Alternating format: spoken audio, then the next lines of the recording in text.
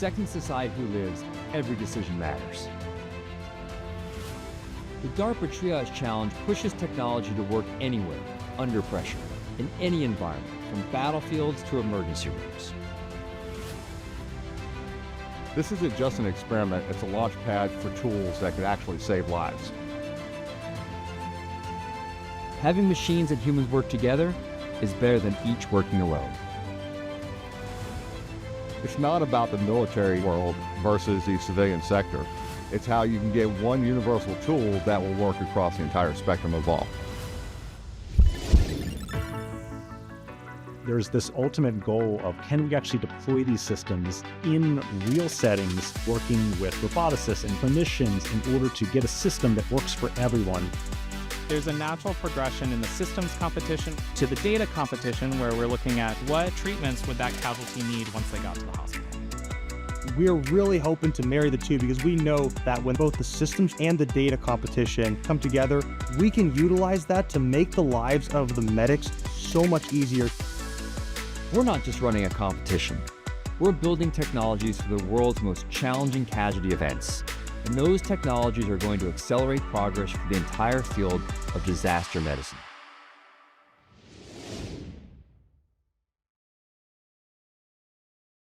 Please welcome to the stage Dr. Jeremy Pamplin, DARPA Triage Challenge Program Manager.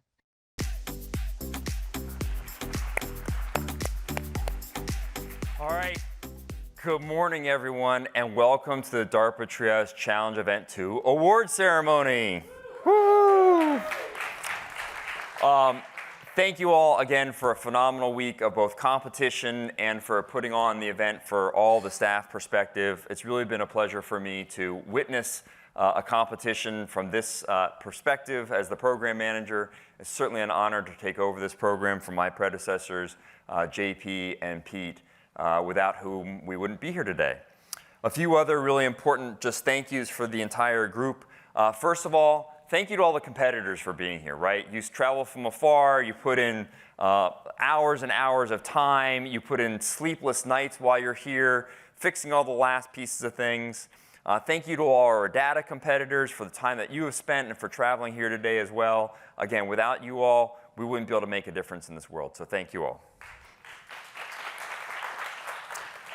Also, some other special thanks to the Guardian Center for hosting us again this year. I think they did a phenomenal job at helping us to actually execute the competition flawlessly. They took care of our safety. They took care of all of our needs. Again, a phenomenal partner for us to work with for the data, for the DTC competition.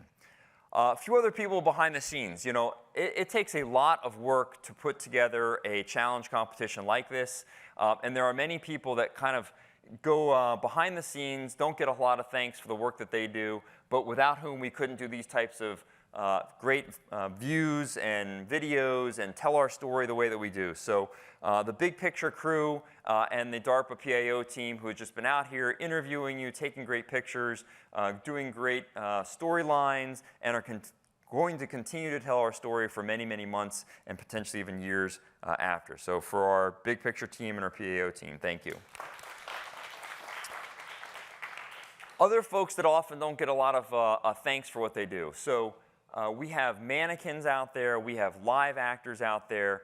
Without those two groups, we could not have you all experience the mass casualty events that we do. I've heard multiple times this week from, I think, almost every team that it was more complex, it was harder. There were so many casualties out there, things that you can't do when you're back at your home stations. So from the TACMed team and the vertical jobs teams, thank you for getting all the casualties out there. We greatly appreciate you. The other part of a solid, rigorous competition is the data acquisition and analytics. Obviously, you are our sensors in the field, but we need somebody to receive that. That is really our NIWIC team, which creates the linkages, the networks, all the ability for us to collect all the data and put it onto a scoreboard. Then it takes all the analysis of that data, also the checking of all the casualties and all the data spaces to make sure that they are effective and accurate. So our NIWIC team and our Johns Hopkins University Applied Physics Lab team, thank you for the work that you do to make a competition rigorous and real.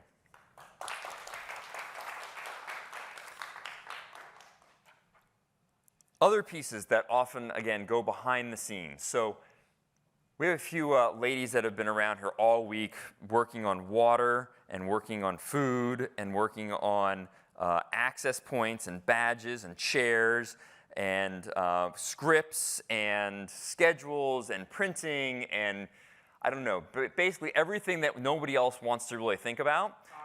Coffee, food runs, I mean, you name it. They have done everything.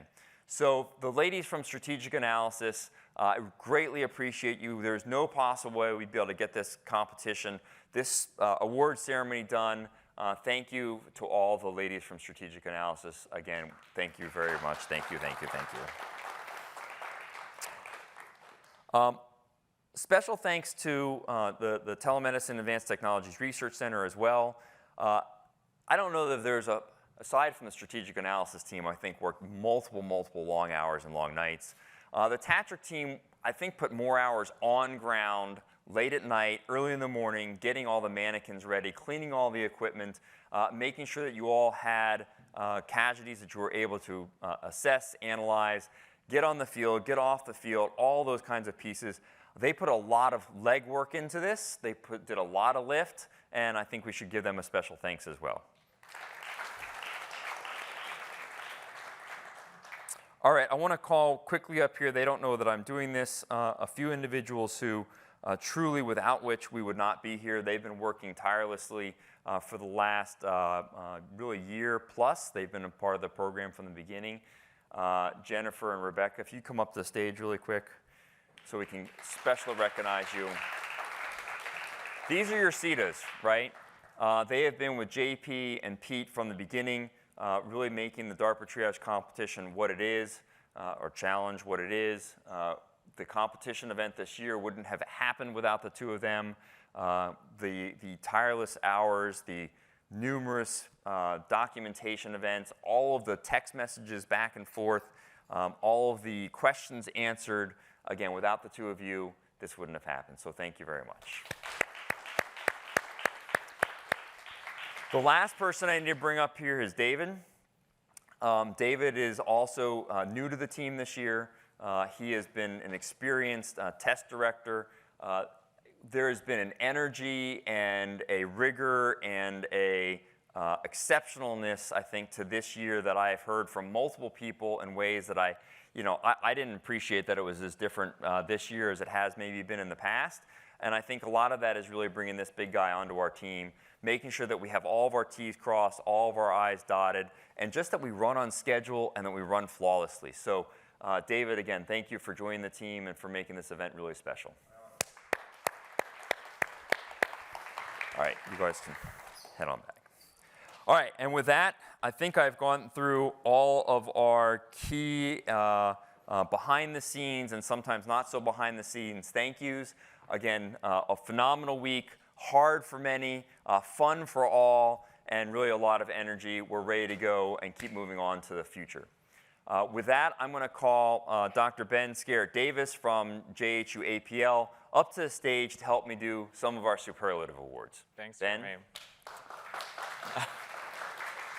So you're all going to hear from me later in the panels as well. Right now, we want to focus on really celebrating what everyone brought to the competition this year. So these superlatives are outside of the awards and really things that the team saw throughout the week that we wanted to highlight. Some of them are things that team brought that really surprised us or really stood above what other teams did. Some of them are things that we just thought were fun. So this is meant to be fun. If everyone who gets a superlative could stay where you are, Jeremy's going to come to you. So with that, we'll start with the data competition superlatives. For those of you who don't know, as part of the data competition, we look at how teams predict life-saving interventions from medical record data and physiological signals. We also look at what parts of that data is important for predicting those life-saving interventions. And we had a team who surprised us by doing better with less data. And so the less is more prize goes to Lens.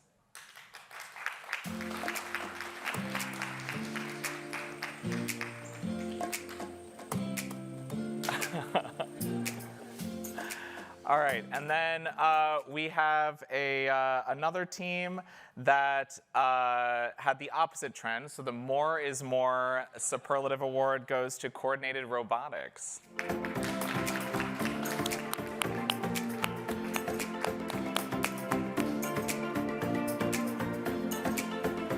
All right. And so I mentioned the life-saving interventions. We have different categories, different groups of those. One of those is neurological products and procedures. So we had one team that excelled at that particular life-saving intervention. So the Mind Reader Award goes to MSAI.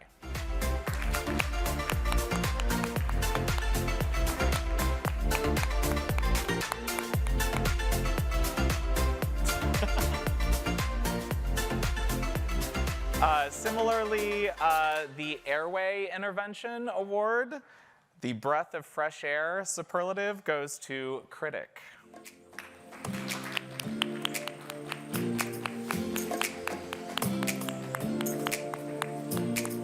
And all right, something new this year is we asked teams to give us a score, so a number between 0 and 1 of how much they thought that patient needed a particular intervention. One team decided to give us 0s and 1s only. So the 0 Shades of Gray Award goes to AI Tempo.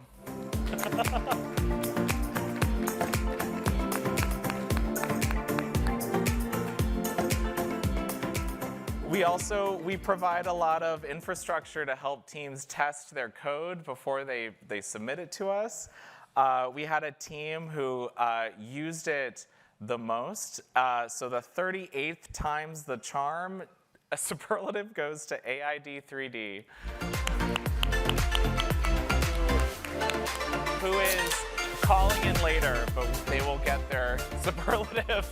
On the flip side, we had a team who did not use our test infrastructure at all. So the most confident award goes to Austere. And they will get their superlative in the mail. All right, moving on to the systems competition. So we have a team who has showed up now. This is their 4th time coming to the awards, and they've had, they've really built up their capability, and they got off the ground this year. So the most tenacious award goes to TTT for tenacious, tenacious, tenacious.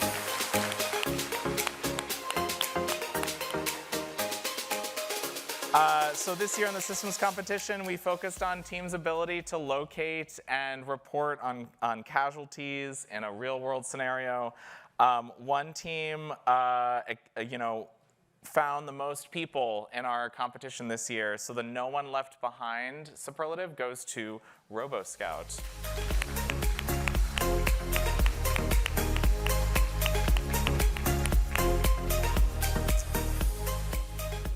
And I'm going to have to explain this one. So this is my first DARPA competition. We have some old timers on the team who have been part of this, including Sub-T, which was a competition a few years ago. And so we had a team that participated in that competition and in this competition, and they managed to fly their UAV under the plane on the crash course. So the Sub-P award, P is for plane, goes to Robotica.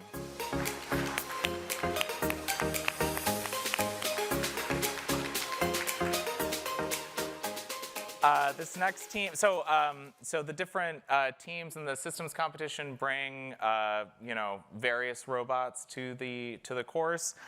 This team in particular brought only UAVs. They took off like a synchronized swimmer, synchronized falcons, and they rose to the skies, and they stayed up there the whole time. And so the Eagle Eyes Award goes to Team DART.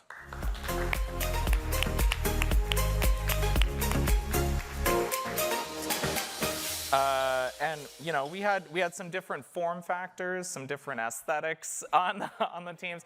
So the Cutest Robot Award goes to AirTags.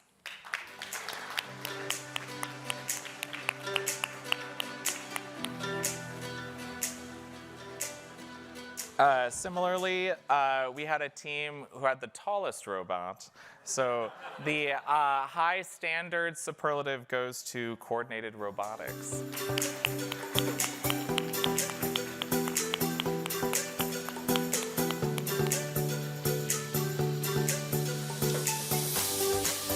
And for this last superlative, we had a team who, okay, so we had lots of complexity to our course, one of which was audio distractors.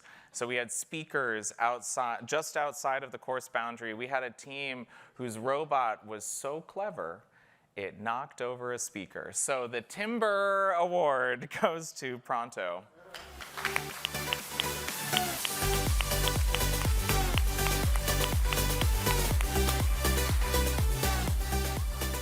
And that concludes the superlatives for this competition. Thank you. And now, the moment we've all been waiting for.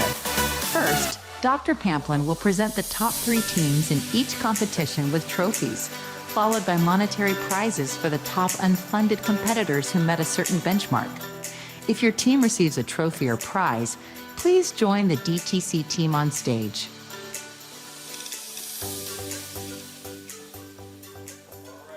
The moment we have all been waiting for. We're going to jump right into this. So the first part is our data competitors. We will start with the ranked awards, then we'll do the prizes. So in third place for a data competition is AI Tempo.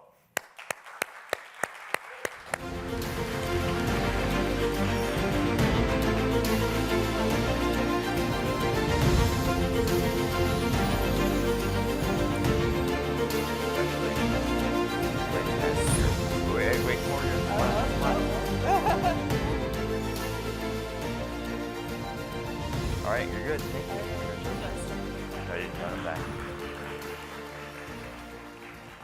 All right, so in second place for the data competition is Coordinated Robotics.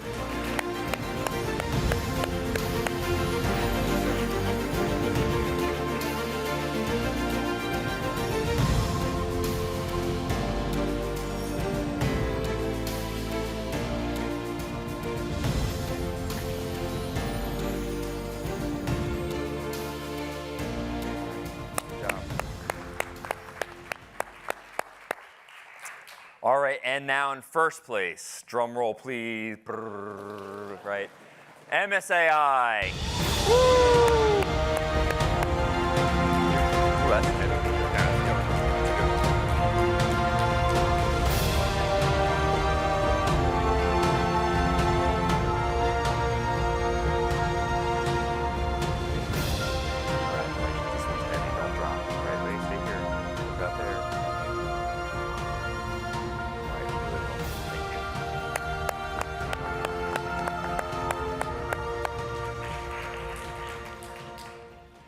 So I know that we really like the ranked awards, but we're really here for the prize awards, right? All right. So this year we have one prize award for the data competition, and in first place for the data competition is, drum roll, Coordinated Robotics. Woo!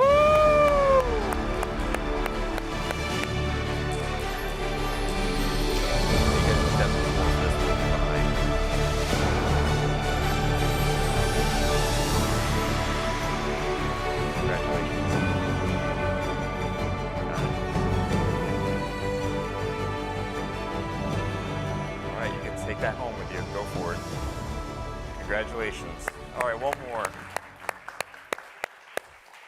All right, moving into the systems competition. Again, ranked awards first, followed by our prizes. So in third place for the systems competition is Coordinated Robotics. Get back up here.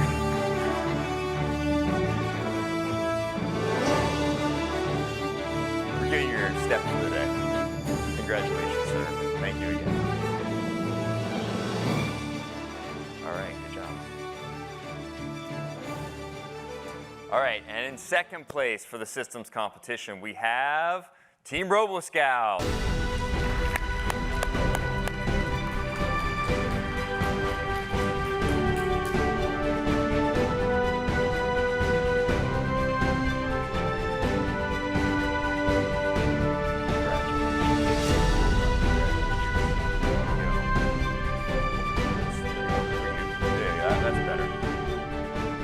All right, good job. Congratulations.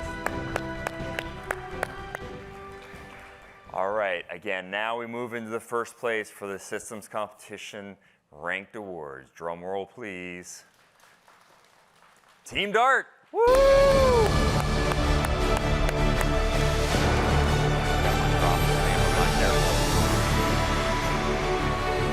gotta hold this when it's heavy. Congratulations, man. Big smile. Great job. All right, now for the prizes. We have 2 prizes this year. And in second place with the $150,000 award will be Team UAS DTU. Woo-hoo!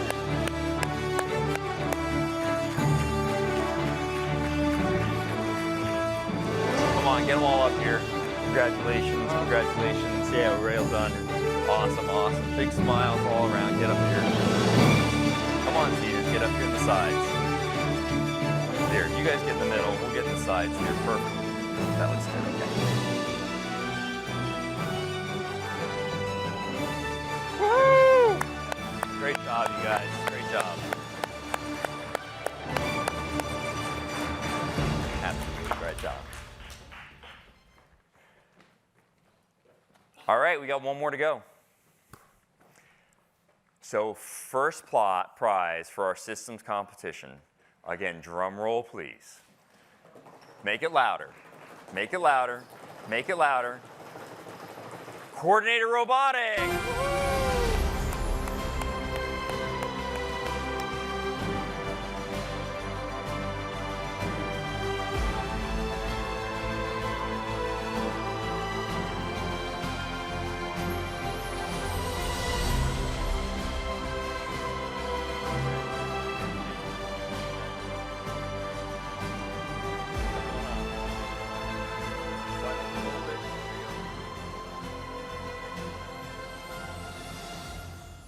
All right, more claps. Great job. All right, again, tremendous thanks to all of you. Thanks for a phenomenal week. Thanks for being great competitors, for putting in all the hard work, and for doing really the hard work that we need in order to move this field forward. Congratulations again to all of you. And that concludes our award ceremony. Now we'll take a 15-minute break. All right, a couple quick public service announcements. I had a couple questions on break about the full list of the competitor board, right? And that will come out. It'll just come out online at a slightly later date. For some of the systems folks, you will notice that a couple of scores changed from the early runs from the Group 1 teams. There was some minor bug fixes on the background. We reran some of the data. Didn't change anybody's ranks. It just changed some of the, it's like small amounts of score differences. But you'll just notice that from your report that you got the night of the competition, there might be a slightly different value on the final score, okay? So no difference in rankings or placements related to those score differences, but you'll see it's a difference on the actual score. Questions about that? All right. We ready to get started? Good, I got a thumbs up. Should we bring all the data folks to the stage? All right, data folks. Please welcome our DARPA Triage Challenge data competition team leads and their panel moderators, Dr. Pamplin and Mr. Scarrett Davis. Come on up.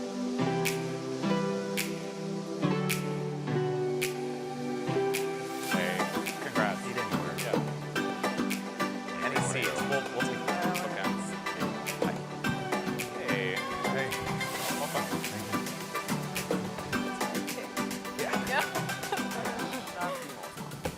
All right. So I'm going to kick us off. If you'll remember from last year, we really enjoy this panel to get a chance to talk to everybody, get a chance to hear from the team's perspective on how this last year went. I'm Ben Scarrett Davis from Johns Hopkins University Applied Physics Lab. We, like Jeremy said, help out with the evaluation metrics. And with that, we'll go. Thank you to everyone for being here. And thank you to Team Austere for being here on the screen. Can we run through introductions just for the people that will see this later? Let's do it. Let's do intros. Let's go from here. Okay, I'm Sam Marvesti, Team MSAI. Great. Kevin Knadler from Coordinated Robotics. Meryl Spencer, I'm the lead for Team AI Tempo. Kelly Roman, the lead for Lens. Colin Dunlap, Team Critic. And I'm Jeremy Pamplin, Program Manager. Perfect. Who? Exactly. And oh yeah, and on the screen, please. I'm Chase Cockrell from Austere. Thanks for joining, Chase. Okay, so softball first. The first year there was a lot of learning, a lot of kind of a steep learning curve with the data competition, getting used to the data, kind of figuring out your approach, figuring out how you get different expertise in. Give me a highlight of something that changed in year 2. So for Coordinated Robotics, the first year had the tiebreaker based on speed. And so we'd spent a lot of effort making sure our solution was fast. And this year, the focus was completely on accuracy with speed. As long as you were faster than 48 hours, you were fine. And so our focus really, it was a lot of work to shift that focus from speed to getting a lot more cycles of computation and to increase that accuracy. Thank you. I think the first year we focused a lot on getting familiar with AWS, setting up a framework for our models. And this year it was nice because we could really focus on actually developing the models, looking at, how do we improve our algorithms. And it also didn't have as many crystalloid products, which was nice. So, I think it was, a great change this year to really hone in on, the information in the data. Great. Did you all bring in any new teammates? Did your team evolve from year 1 to year 2? There's like there's an intersection of different expertise that could be relevant to this competition, from data science to medical, clinical expertise to, big compute, foundational models. How did any big changes to your approach this year that resulted in pulling in new expertise? Yeah, I can go. Last year we were just basically volunteering our spare time. This year we were DARPA funded, so we had dedicated people working on the project. Mm-hmm. And so that was a big difference. And the other difference is, I think this year we felt like the solution is actually potentially useful. Whereas last year we felt like, especially with the algorithm learning, if this hospital, crystalloid, if that hospital, no crystalloid. Yeah. It was like not very useful. Yeah. So I think definitely the team changed, and also the dynamics. So the approach this year we used less data science. Last year we were more data science heavy. Meaning more clinical kind of more clinical knowledge, expert knowledge, and statistical knowledge, as opposed to just machine learning. Great. This year is much more machine learning. Okay. How about other teams on that spectrum? Our team stayed the same, and there's benefits to that as well. We had a full year working with all the data and getting to understand the problem deeply. So our team has been the same. Yeah. Yeah, I would say our team also, we stayed the same, but in year 1, we just didn't really have time to unpack a lot of the text field data that's more useful for clinicians. Mm-hmm. So this year we were able to focus on unpacking a lot more of that. And like you said, then having that data available, we were able to leverage more of the already existing clinical expertise, mm-hmm. instead of relying on just purely data science. Mm-hmm. Mm-hmm. I was going to ask, so this year, one of the things we wanted to incentivize was using the physiological signals. So we provide continuous physiological signals and trends collected from pre-hospital through the first 4 hours of an in-hospital care. I'm curious, I know in the first year there was a lot of, that was probably the last thing to come into play because there's so much there. How, in this year, did anyone kind of zero in on the physio signals, make space for that? What's new this year with respect to signals? So I can speak to that for our team. Our big background is in sensors and sensor analysis, so that's been our focus since phase 1. But just having the more time in phase 2, we were able to we have, I think, 900 features based on signals. Okay. So that has always been our focus, but with the more time, we were really able to drill way down. So yeah. We're very excited to get the final data back so we can do some processing on those 900 features and start being able to report out, what was most useful, what was most correlated, things like that. Sure. Anybody else? Any story? Anything about your approach with signals? I would say that the signals, so last year we didn't focus as much on the signals, so this year we used a lot more signals.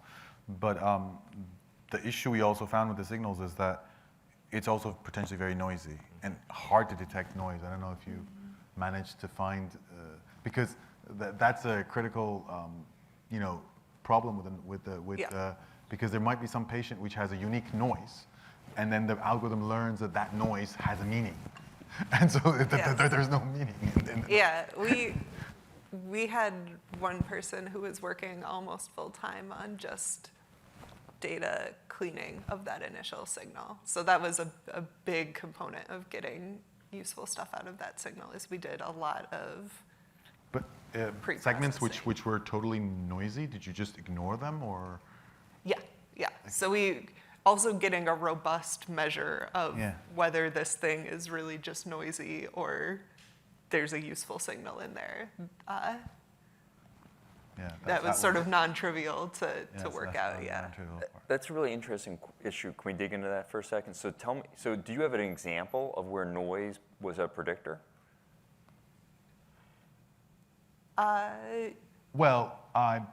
In terms of, we found that, for instance, in one of the distribution graphs we have, for damage control, I believe, I have to go check exactly again, but there was a statistical noise distribution which correlated with that, and it's possible that we then also did some drill down. It's possible that actually this noise, it has a real interpretation, because someone who needs damage control might be, I don't know, in pain and might be moving, and movement noise can be indicative of that kind of LSI.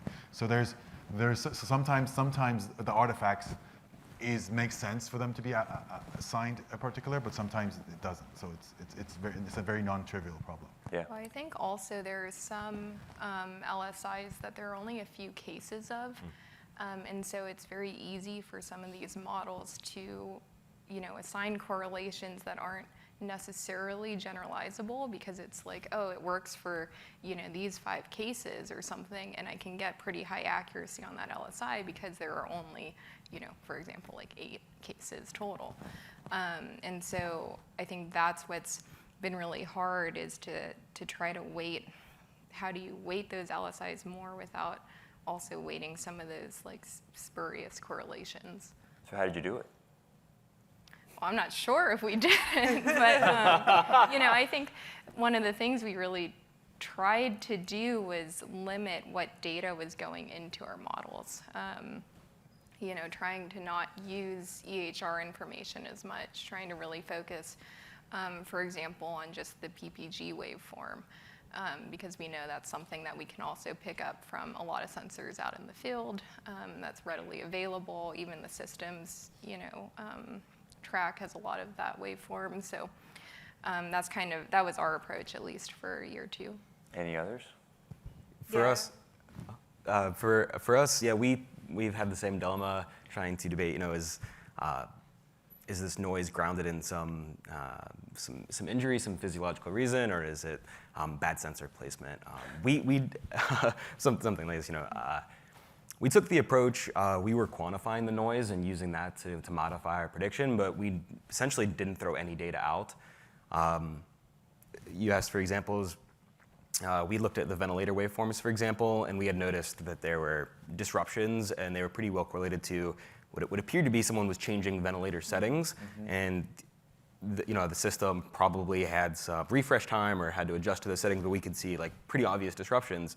But the fact that the ventilator settings were being changed probably, or at least could have, meant that the patient needed a change in care and couldn't predict a future LSI. So we were very open with our approach, and we're trying to use as much available information as we could. Yeah, I don't think we're going to get clean data in this sort of setting, so that's great. It's fascinating to think about how to use the noise as a data set or a data element, kind of the opposite, the negative data set. It's a great approach, great idea.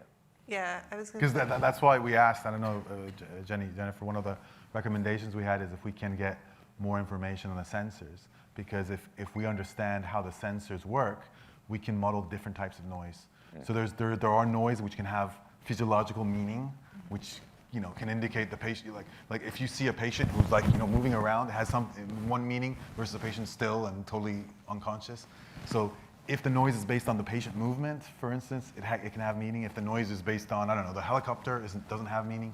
So the more we understand about the senses, the more we can classify the noise from the source. What is the cause? So there's movement noise, there's environment. I feel like we're almost getting to this question of, what is the sensor information that we don't have that you desperately want to have? And maybe we could just do a quick poll for each of the panelists. Like, will you get one choice, one sensor, one piece of information that you're like, if I just had this, right, that would be the thing that I would love to really add to this data set.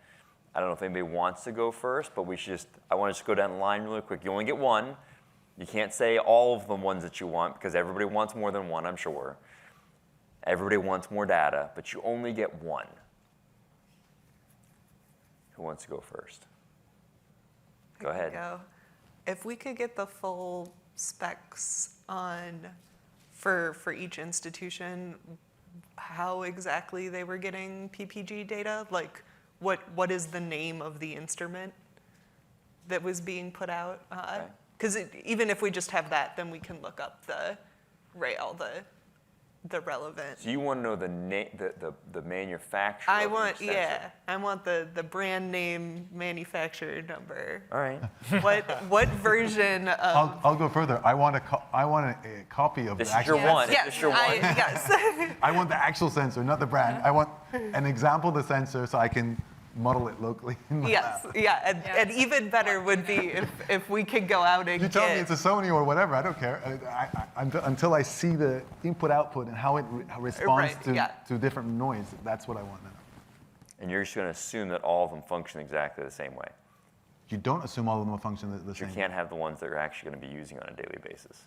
Well, so most hospitals are going to be using, from what I understand, there's not like an infinite number of variety of these things. I'm just saying between the same brand pulse oximeter, you will assume that they're at least functioning close to being the same. Yeah. That's fair. All right. Well, I'm also part of the DART team, and we've had a lot of success with image processing. We're able to detect a lot of the different injury patterns with images. Yeah, I'd agree. I'd really like to see video for like time of intervention, as well as, if, for example, if motion is causing a lot of noise in the sensors, I think that could be really valuable. So along those lines, one of the things that people have talked about a lot is how is the patient moving? And so most of the time you clip on the PPG sensor onto a finger, forehead, or wherever the different types of sensors go. But I don't think this exists at the moment, it might, but if you include the IMU, so you can find the motion at the same time, and then it's correlated with that signal. Yeah, Chase. Welcome. I think the only thing we we're really thinking about was a little bit more information about the PPG, like location of the sensor and that type of thing to quantify the motion better.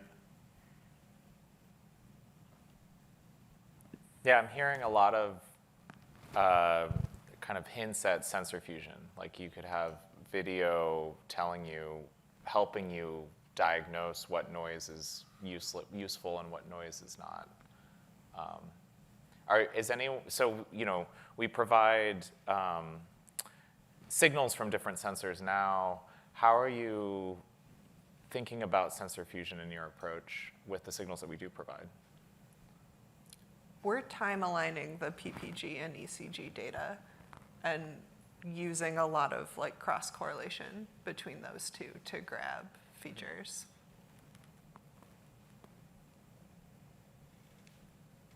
Let me ask this question just for clarification. Is everyone doing a sensor fusion approach, or are there different approaches to thinking about the algorithm on without fusion first? I mean, what is each group's kind of approach to fusion versus not fusion? Yeah, especially there's value to doing both ways. Right, when we have data where you have missing sensors often. Yeah, great question. So we have 6 different models. Each one looks at a different subset of data. So we have one that looks at trends, one that focuses on the PPG waveform, and then a few others that look at some of the like EHR information at different times.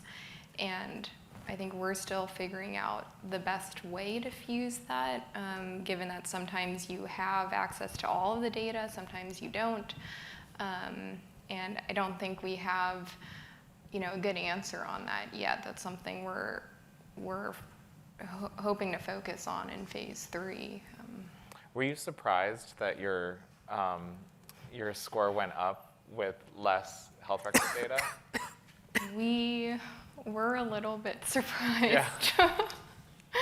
Yeah. We did really focus on the vital signs. Yeah, it showed. This round. It really showed. Yeah. And you know, we spent some time on basic EHR, but we really didn't look too much at expanded EHR because we figured, you know, especially out, you know, in far forward locations potentially or other areas, you know, that information we might not have access to. And so, yeah, we really did try to focus on the vital signs, but we were still a little surprised. Yeah, we found basically too much information, your model's at risk of overfitting. And with overfitting, it doesn't generalize. So it might fit the training data very well, but then you give it a new data set, it doesn't fit. So that's essentially, but in theory, the more data should be better if you don't overfit, if you generalize. So that's the caveat. Yeah.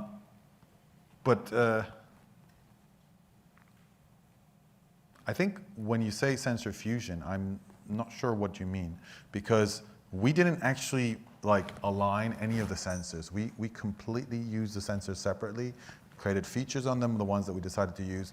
Then we gave it to a single model, which can then figure out if there is any correlation. Sure. Fuse them. So in a way, the model is fusing them together. Yeah, no, that's so you're right.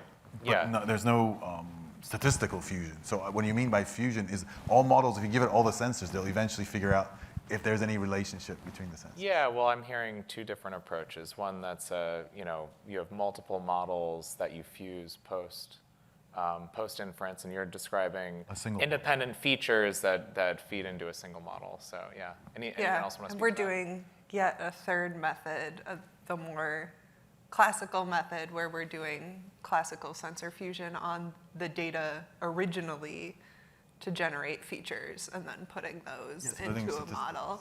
So, yeah. That's why I wasn't sure when you mean sensor fusion, or you mean at the end, everyone essentially is doing sensor fusion one way or another, because it's either being done by the model or by statistics. Yeah, it was intentionally ambiguous to hear more about the different approaches. But so essentially, because I don't think anyone, if you use more than one sensor, you have to then merge the information and give up one output. Mm-hmm.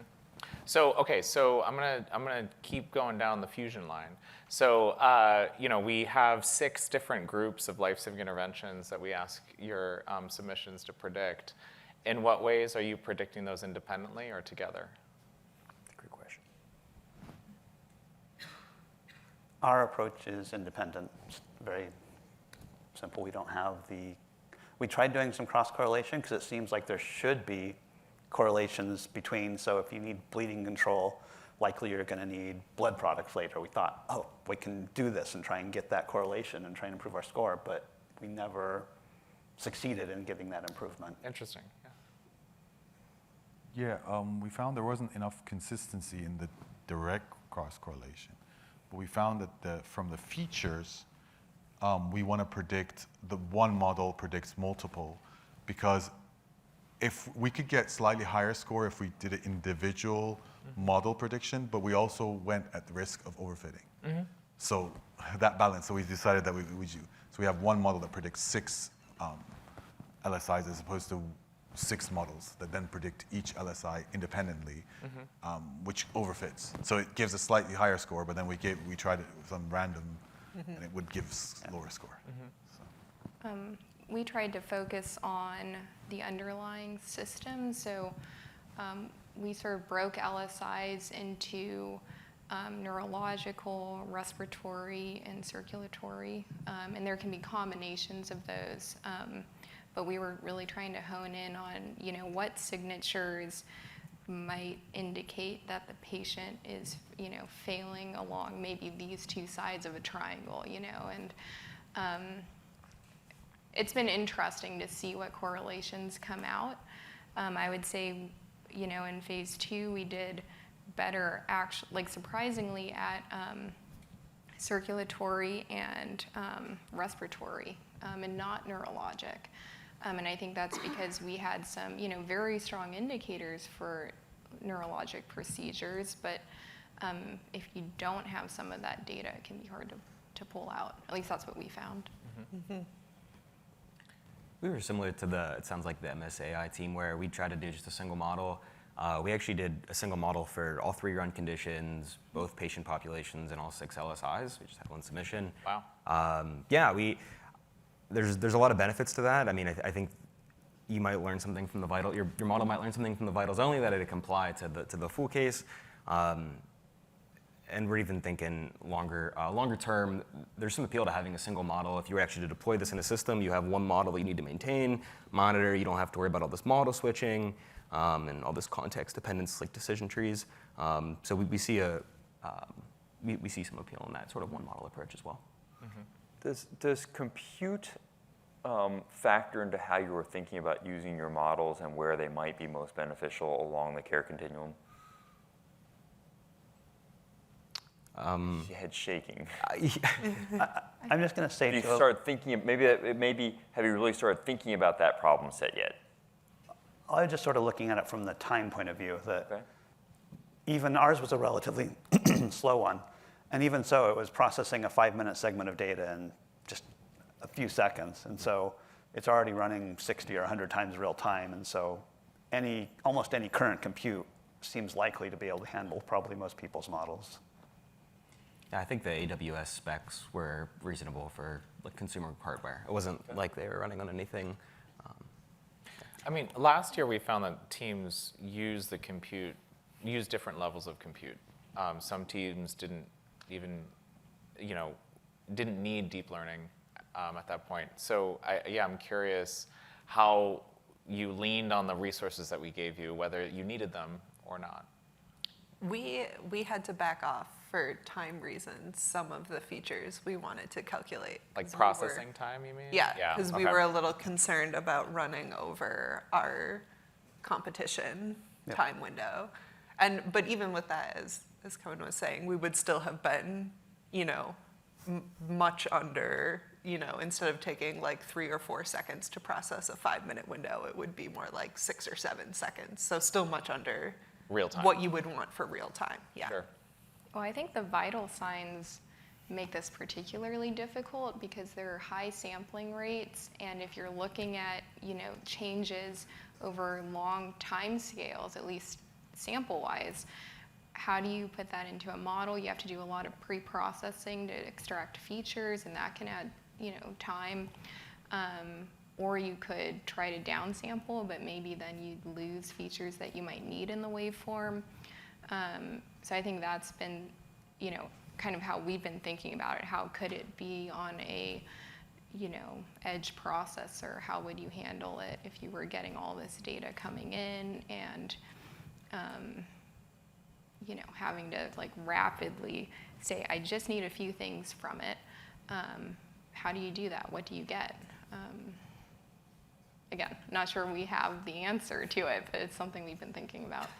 So I like picking you on in this because you keep asking these good questions. So I'm going to turn it back and say, how did you do it? Or how are you thinking about it? And then we can ask the rest of the panel to say the same thing.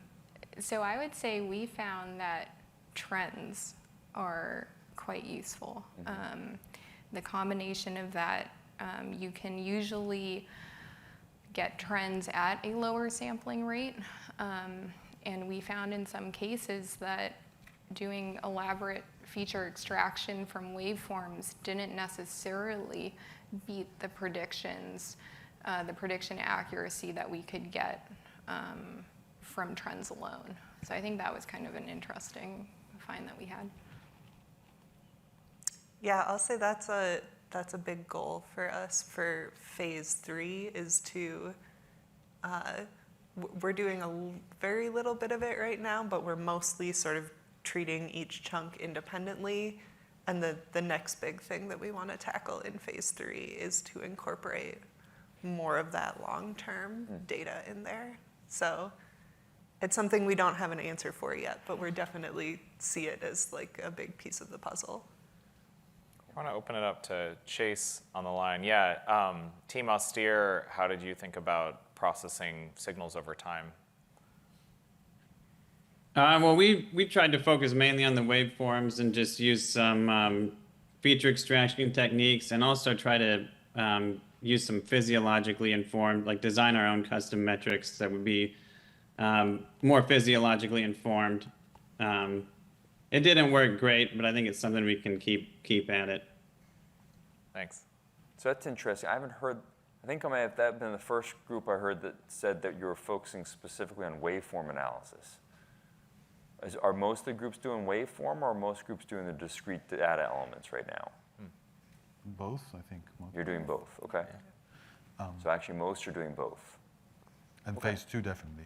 I think, because some of the, LSIs required that. But in terms of compute, I'm not sure if as long as you have a GPU available, right now we're mostly data limited as opposed to compute limited, because we even tried a large language model and it would run in less than a few seconds. So you can put all the text data and put it into a large language model, and as long as you have a GPU, like any kind of GPU, 16 gigabyte, 8 gigabyte, whatever, it'll run in a few seconds. Yeah, I noticed one of your forum posts was LLM generated. I know. Yeah, your questions. Well, oh, there was never mind, yeah. How did you find that? It had the little emojis, I couldn't be bothered to write. I wrote it very quickly, and then I realized no one answered it. So the next day, I went and told an LLM, look, format this, clarify what I'm asking. And then it went point by point, like, this is nice. Then I posted that one. And then you had, we still you had an LLM detector. Yeah. You had an LLM detector. But anyways, the point was, with even large language models, they're not as large as like GPT, but these are the smaller large language models run in a few seconds. So in a 5-minute segment, a few seconds is not a big deal. So you used LLMs for the text in the health record? We did, but in the final solution, we didn't. Did you look at signals? We looked at signals, and separately we used LLMs for the text records. But in the final analysis, the improvement wasn't as much as we expected, and in some cases made it worse. So we stopped using the LLM in the final submission. But we did use it in the pre-final submission. But in terms of compute time, we didn't have any. It wasn't a significant impact that we decided to use LLM or not use LLM because of the performance. The thing that we were limited more is a data example. So if you have a very larger model, it can potentially generalize better, but you need more examples. Yeah, I wanted to come back to, you mentioned overfitting a couple of times and concerns about that. Let's let you think about that for a second. But we have a small enough group here that if there are questions from the audience, we're happy to hear them, repeat them for the recording part. But if there are people who have questions in the audience, we're happy to take those too. So while you guys are thinking about that, we can go back over to the last piece. Just raise your hand and we'll get you. What are we talking about? We're talking about, data concerns. Yeah, overfitting. What do you all think about the data that you have now? Where do you see the most important, data that should be collected, I guess? More? Yeah. More is better. Yeah. Because we had, like an example, we had I think it was a bleeding control, I'm not entirely sure, that seemed to work really, really well just on the signals and trends data. And so we randomized how we split things and found out, that's not really, even though it was a small section of data, it could still get overfit. And so that was something we had to be really careful about with this size data set. Mm-hmm. Yeah, I think that's just the inherent difficulty of working with, medical data as opposed to we can scrape all of Wikipedia and the New York Times and every book ever written, right? Is that high quality medical data like this is just sort of inherently very limited. And so it's part of what we see as the sort of DARPA hard problem here is the really limited availability of that data. Yeah. We also have noticed something to do between phase 1 and phase 2. Even within the same hospital, there was a distribution shift. Yes. Yep. So with the same features, there was a slightly different. Yeah, and that's a really good point about deploying models need to adjust to a shifting domain. Let's dig into that a little bit. Sure. So, because I've heard this in a variety of different places, this difficulty of two different institutions and this issue of the human element, right? So there's humans that are involved in both the institutions, and the humans create these things called protocols, which make specific patterns available in the data that you would not otherwise expect if it was more, generalizable or from multiple different institutions or just kind of wild type data. How are you guys thinking about dealing with this element of patterns that are created by the humans that are different between the two institutions, and then what happens when we go to a third, fourth, fifth, or we don't have an institution, it's just random noise because we're on a battlefield someplace. Or time passes. Whatever. Yeah. And the process changes. Mm-hmm. How do we deal with that? Yeah. Or the answer is we're not right now, we'll do it some other time. Phase 4, please. The easiest for us, the hardest in sort of real life way to deal with that is to get data from more institutions, right? We know, for example, if we had data from an international hospital, it would look very different because even just having 2 US-based systems, there's a protocol in the US that is not universal. So if we got, an EU hospital, even treating all these same patients, we would see slightly different distributions of what care was received and when. And especially, looking at a battlefield situation, not a ton of 75-year-olds hanging out on the battlefield. Hopefully not. Hopefully not. And so that's also a very, there's both the difference between what's the protocol for treating people and then what's the underlying, patient population and what, how old are they, how healthy are they to begin with, what are their demographics, and then also, right, what injuries are you expecting them to see? Actually, I had a question from that perspective. How come DARPA doesn't get access to military hospitals? Because the U.S. military would have so much, real trauma examples. Tell me more. Why do you think the military hospital has more real trauma? Like in the war zones in Afghanistan or wherever else there was war zones, there would be real trauma, and those examples are not recorded that you can. Data collection is hard. Again, I think the point about where the medical data comes from, if you go back into the medical space, there's not a lot of people collecting this type of real-time physiology and storing it in any way, shape, or form. So the hospitals on the field don't store the data from the recorders? They just throw it away? Any hospital, right? Hospitals document. Documentation is the requirement, not recording data for other purposes. But they have data recorders. They might just reset them every time or whatever. The devices usually do record them for some time. But there's a big network But in terms of recording and saving that. storing and retaining for other purposes is an entirely different process. Because that would also solve the problem of permission, right? Because soldiers can give permission for you to use their images. Whereas it's much harder to go to a civilian hospital and get the permission of the patient. Interesting perspective. We may have to have more conversations about that, but generally speaking, the U.S. military and soldiers, sailors, airmen, Marines, are actually a special population and are more protected than the average civilian population because we have commanders. And there are more protections that are placed on us as a protected population. It's a little bit like, you can think of it like prisoners, right? There's special protections for prisoners for human subjects research as well. Okay, I wasn't aware. Yep. So just to add, I think, obviously it would be nice to get data from more institutions, but I think if that's not possible, more sensor modalities to really see, do these signatures exist across different sensors where some might not be subject to the same types of noise or artifacts as other ones. And then can we get data from more austere conditions? Could we even get data from some of the systems track robotics? Like that would be really neat. Can we pull anything out of there that translates to what we're seeing in the current data set? Yeah, I would add, we did analyze, I don't know if anyone else did, the MIMIC database, and we extracted the same LSIs using the ISO codes that the MIMIC did. But again, the distribution was so different that we didn't actually use it in the final training because it's totally different, and they didn't provide the vital signs, the time series information in so most of the patients. But they did have the trends, so they did have the trends and events. Did you guys use the MIMIC data or no? We did a little bit of MIMIC, but we mostly used the lower body negative pressure data set, actually. We were using the PPG waveform there and then applied it to our to the RIPMO data set. Okay.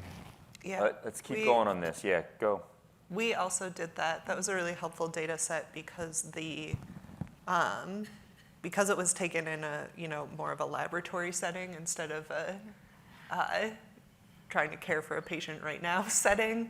The sensor quality is better, right? Obviously, there's a lot more controls. You can be like, oh, that run didn't work very well. We're gonna start you over. Yeah. And so it was very helpful to see the really clean, really clear data and use that for some initial training, and then try and get that to cross-train over to the more realistic data set. Meryl, do you mind telling people in the room about the lower body negative pressure data set? Yeah, I can try. I may get some things wrong here, but it's a data set that people were able to take in the lab where they put you in a machine and decrease the pressure in your lower body so that the blood is sort of flowing from your upper body to your lower body. And it's a really great way to safely be able to simulate on a person what it looks like when someone's like about to faint and go like severe hemorrhage. Yeah, or have severe hemorrhage. And so we had access to that data set for this, and it was really helpful because obviously when someone is in an actual severe hemorrhage situation, right, like making sure that the sensor was correctly attached to their finger and like somebody recording all the time correctly is, priority number 7 million. And so it's great to have. It was also really nice to have because it, as part of an academic institution, right, a lot of times there's this big gap between data we can take in a lab in a nice pristine environment and data that's useful in the real world. And so even just being able to characterize what are the differences between when you're sitting in a nice laboratory setting and what's the type of thing you're gonna see if you're a real medic and you're in a trauma center and people are coming in, that was really helpful. Any other ideas about where to get data from? You guys have all thought about this a lot. Could be from the audience too. Where do we get this data from? So, what are some other really good ideas? Data retention on an individual device is a lot easier now than it's ever been. You can stick massive memories in them. If this is long term, if you can talk to the manufacturers and convince them to increase the memories on their devices, then and have them properly timestamped, you'd have a huge source that would make it a lot easier for the hospitals versus having to real-time network. And you're talking about wearables essentially, or even just the monitors they use. If they retain data for a year, you could have the tech, when they're going out to recertify the instrument, download the data, talk to the hospital, and go through the timestamps and get the permissions and correlate it. So it'd all be there, and there wouldn't have to be this network and a lot of effort to try and maintain it. But just one thought on how. Another way is like most smartwatches now can do both PPG and ECG, although estimates. They're not as accurate as the medical devices. But if those people like opt into some kind of a sponsored program, if they happen to be in trauma, so let's say throughout the country, I'm sure out of 10 people in trauma, maybe 2 or 3 of them are going to have a smartwatch, which is recording their vitals. And if we could get the vitals from the smartwatch, if they're part of this program, that would also help. Go talk to Apple. Yeah. It's an opt-in program. We got a question in the audience. Yep, go. Oh, we got a runner. Oh, wow. So earlier I heard about. We gotcha. I heard this thing about the noise, and if the patient is moving violently, or the noise signature could be there from that. And I was wondering about the LBNP data that was just mentioned, and since it's taken in a lab setting and, calm patient, I'm assuming, do you see that difference in there for noise signature? Like, person is just sitting calmly in a lab and getting the test done, so there's no noise in that data, or do you still see that noise there? There's still some noise in the data, but it's much less, and the thing that you really don't see, what you see in the real patients all the time, is just like all of a sudden there's no data, or it's just like nonsense data. So presumably either the sensor got unplugged from the patient, or it got bumped in such a way that it's not recording real data anymore. And obviously if that happens in a lab in a situation where you're making these test data sets, well, you throw that one out and you're like, oh, sorry, sensor fell off your finger, we're gonna do that again. And so you don't have any of the you have just the sort of inherent noise different from each person, as opposed to also all this, movement noise. And sometimes it's from people being, transferred. So some of it we know is the signal turns off because the person's going into surgery and they're getting hooked up to a different machine. And obviously none of that is happening in a nice controlled laboratory setting. Yeah, so it gives you the difference between what's the noise in terms of real noise that's variance between different people, because we know that people vary a lot, versus what's noise between you're trying to push someone around in a hospital and they're getting jostled. Yeah, it's really easy to isolate in the lower body negative pressure data set, because it's super clean data, and then you'll see sort of okay, some noise, and that, okay, that's maybe not the first sample you want to train on. And I think that's what makes it nice, whereas the RITMO data set, I mean, it's just all noisy. And so separating out, what is noise from, what isn't, or, how those two combine can be quite difficult. Yeah, and even just the recording of the event, right? The lower body, because you're hooked up to a machine, they can tell, okay, so this should be your halfway point towards decompensation, and this should be, right? Whereas in a real case, that's not so clear. It's both not so clear, medically in real time, and then also you're reliant on someone who has to record this data, and the recording of the data is obviously not their top priority, right? Their top priority is always the patient. So you're both having to go on their kind of human judgment, and also a little bit of, their memory, a little post facto. If there's, obviously when that's happening, there's a lot going on. And so the other thing that's really helpful there was getting the precise timing of when the event was happening, because that's something that you don't have in the real data. I imagine the LBMP stuff is also a lot shorter. They're just much shorter time scales. Any other good ideas about other data sets? Got some people. Chase? No, I don't have any good ideas. Thanks. It's a wicked hard problem. I get it. So it's okay if we don't have them. We're still working on it ourselves. You mentioned additional sensors, Kelly. Do you have particular things in mind that you think would? I mean, I'll take whatever we can get. Yeah, okay, all right. I wasn't sure. I'm not going to be picky. Yeah. I have a question about. Oh yeah, no, you go ahead. How many?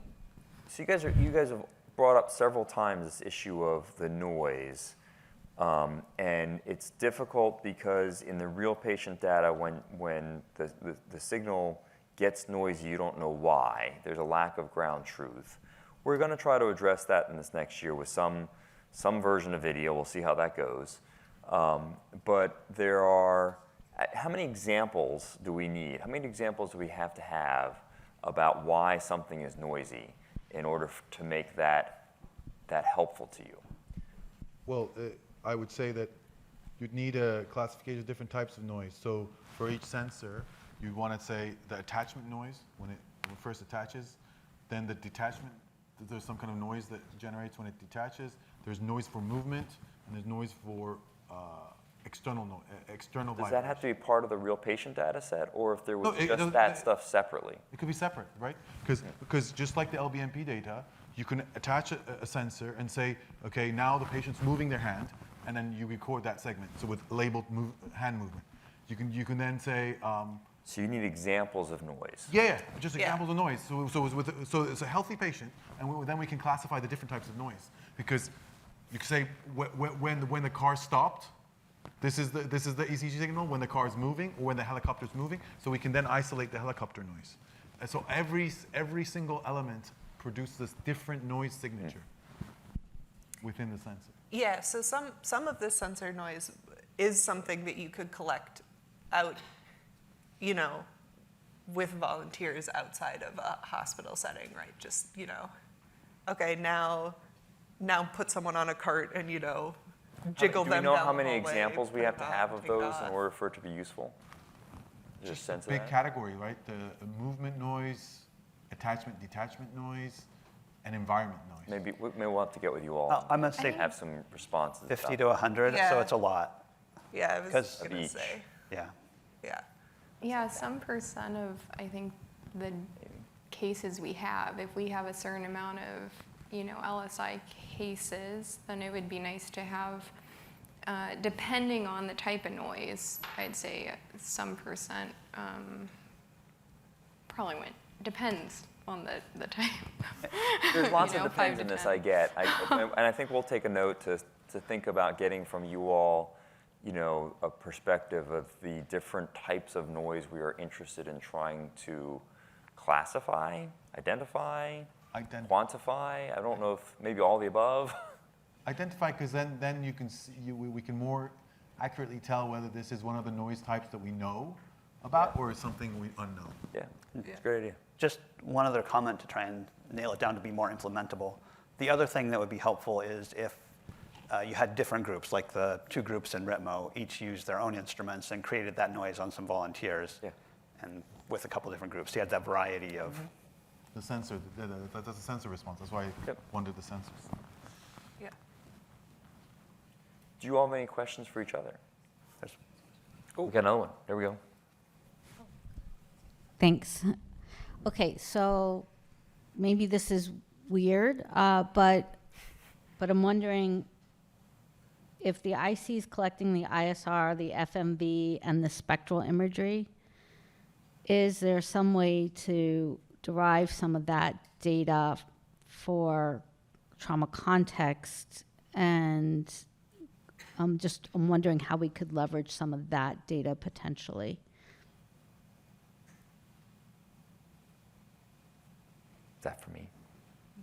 Yeah, it's just like in general, right? Like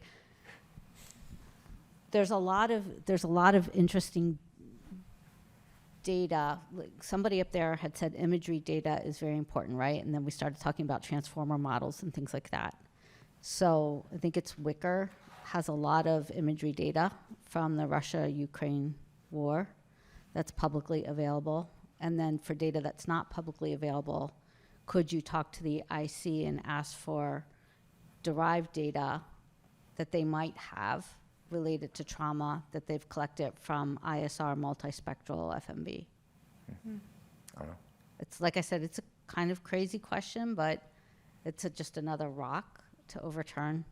And then the other question I was wondering was, could you use federated learning? You were talking about wanting sensor data and things like that, right? The systems teams have a lot of sensor data. So some of the data teams are very lucky because they do both data and systems. So that would have been really smart for all the teams to do up front. But one, probably you could pair with some of the teams if you aren't already, right? And then get some of their sensor data and team up. And then I'm wondering if you would use, like federated learning even across the data from all of the teams. Would that be helpful? So we've talked, we have talked a little bit about seeing if there was a way to get people to share data. And if that's something that the groups are interested in, we would be interested in trying to make that, available to all.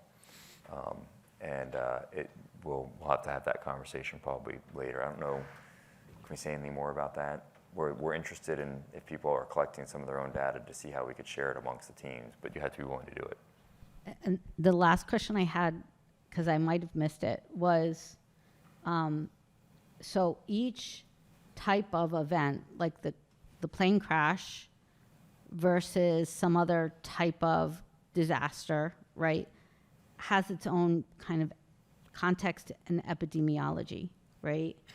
And so I was just wondering if, while they're working on this, should we be thinking about weights based off of context, right, for each type of modality of disaster? Yeah, it's a great idea. We haven't had a sort of storyline that goes along with the competition for the data competition.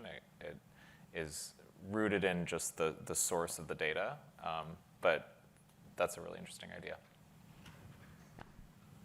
Thank you.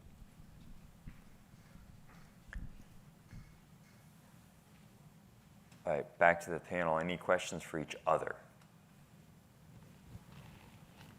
Did anyone use a non-neural network model? Yeah, we don't have a neural network model. Okay. What did you use? Like, we're just in a random forest model, yeah. So you focused on feature extraction for your... Yeah, we wanted looking forward, we wanted a model that was like fully explainable. We use a combination. So we have some neural networks, we have some extra trees, and then we have sort of our verification algorithm that just does just sort of logic based off of, known signatures or known things that people might look for, just to kind of do a bake-off and see, what performs similarly for certain LSIs, which methods outperform others. So you run all of them at the same time? And then Yeah, we run all of them at the same time and just aggregate it at the end. Yeah, we did a non-neural network model in the first phase because time was important. Mm-hmm. When time wasn't important, then as significant, then we didn't. All right, so I think as we move in the last 5 minutes, I'd like to try to do another one of the survey the panel questions. We talked a little bit about at break about kind of where do we go next. So I'm going to give you a couple minutes to think about this while I'm pontificating. But one of the challenges of you guys have all done really well this year, right? There's some really good performance of some of the models. So the question is how do we keep this going and expanding and pushing the boundaries of hardness, right? Where does the data competition need to go in order for us to keep pushing those boundaries? right? If you were the PM for the day, so you get to wear your own, the PM badge, and you want to drive this competition from your perspective, what will we do next? And since Sam and I talked about it at the break, I'm going to make him start first while we go down the line. Okay. I mean, of course, if one thing that could make it harder is to predict by the subcategories, because the subcategories, so there's a benefit. Explain for the audience what that means.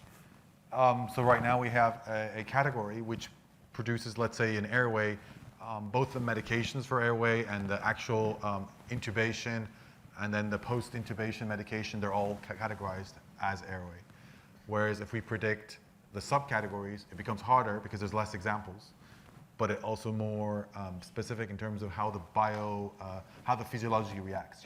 The way your body reacts to a medication like an analgesic, I can't say that word anyways, is kind of different to the way your body reacts to an oxygen direct pump into your lungs. So it's kind of like, it would be both beneficial but also disadvantage. So I'm not sure how it works, because there's be less examples, but in terms of the actual examples, it'll be more closely following. So like the body oxygen level will be more closely related to one of the subcategories. So each of the individual tasks within the whole thing go after that problem. So a different take on it. For the systems competition, you had the medics come out to the field. For the data competition, if you had a doctor, gave them 1 second with the same data we're given, they're not going to do very much, but you can have them do that.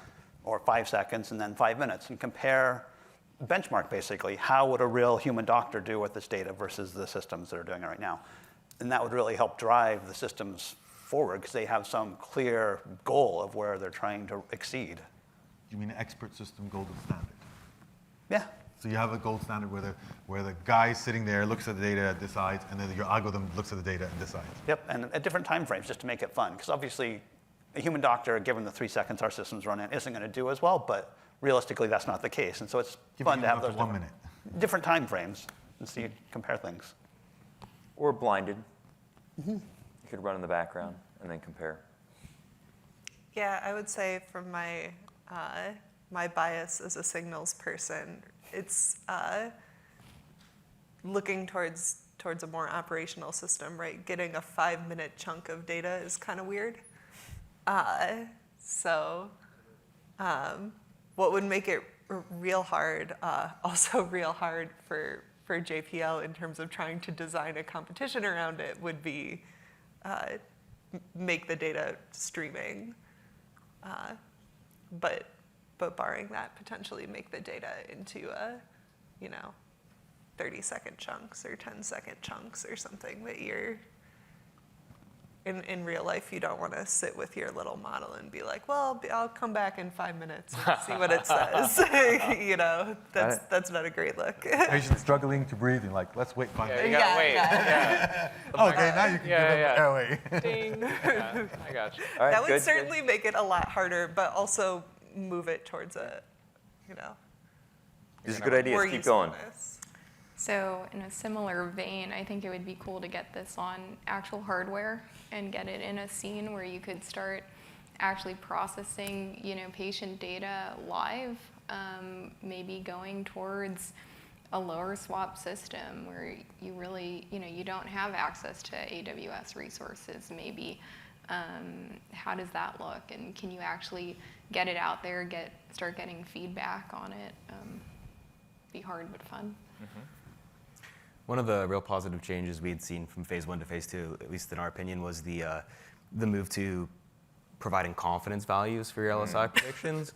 And I think continuing that thread even further. Right now, the LSIs are weighted according to their prevalence, but it might actually be the case that certain LSIs are harder for people in chaotic environments to detect that, or there might be things that are just more important to detect. So thinking about how do you weight these LSIs, and incentivize developing models that are going to do the most help, provide the most help. Chase? Yeah, I think it would be a harder problem, or maybe a more realistic problem, to design the training data set to be more analogous to the situation or scenarios outlined in the program, which would be a mass casualty incident. So from the RITMO data, when that data is collected, those hospitals only have a handful of traumas going on simultaneously, and each of those likely has its own dedicated team to collect some of the EHR data and annotate the data and create notes and things. Whereas in a mass casualty scenario, kind of what was described, you'd have 100 simultaneous traumas for a handful of medical professionals to collect and evaluate the data. So I think there it would be almost entirely based on sensor readings. Cool. Thank you all. This is great. Final question, spell hemorrhage. No, I think with that, thank you all for coming. And thank you for being, for sharing and collaborating. I think that's part of what we want to do here. So thank you. Thank you. Great job. That concludes our data competition panel. Please welcome our panel moderators back to the stage, along with the DARPA Triage Challenge Systems competition team leads.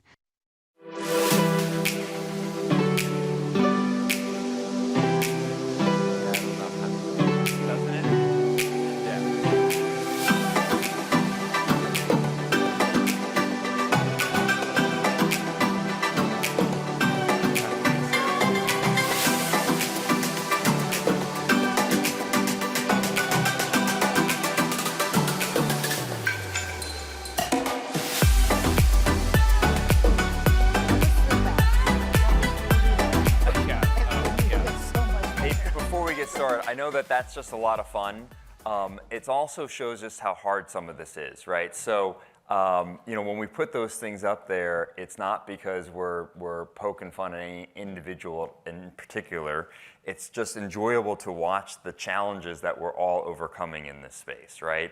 And it's easy to sometimes feel like, oh, that was me and we didn't do it great, but that's not what this is about. If we don't have those bloopers, then we're not making progress, right? You have to have those bloopers to know that we're making forward progress. So, again, enjoy, celebrate those kinds of things. It was a lot of fun to do this with you all, so looking forward to the panel.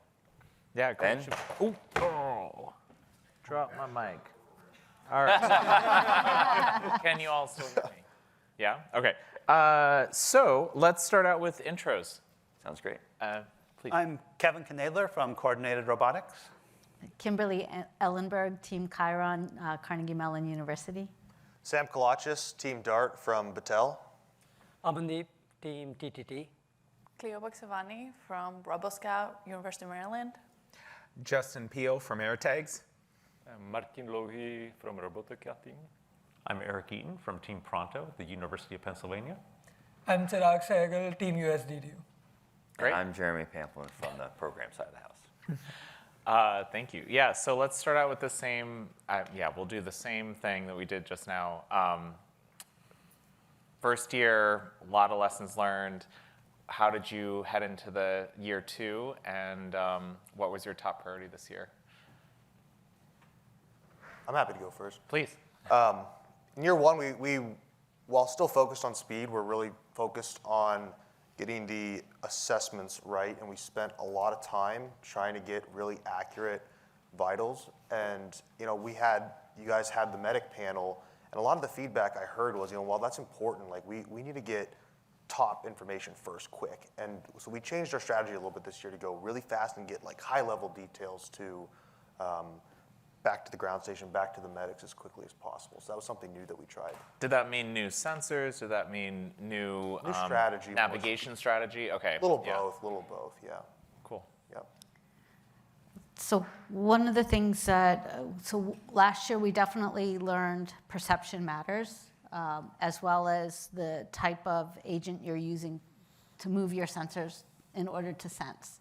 And so we added an arm, and we added a payload to the top of our arm so that we could, move up and down more in addition to our drones. And we also started applying a transformer model just to see what we could make use of given some of the software limitations and hardware limitations that there are still inherently in existence, right? So we are constrained by some technology, and we were trying to think about how do we get over that.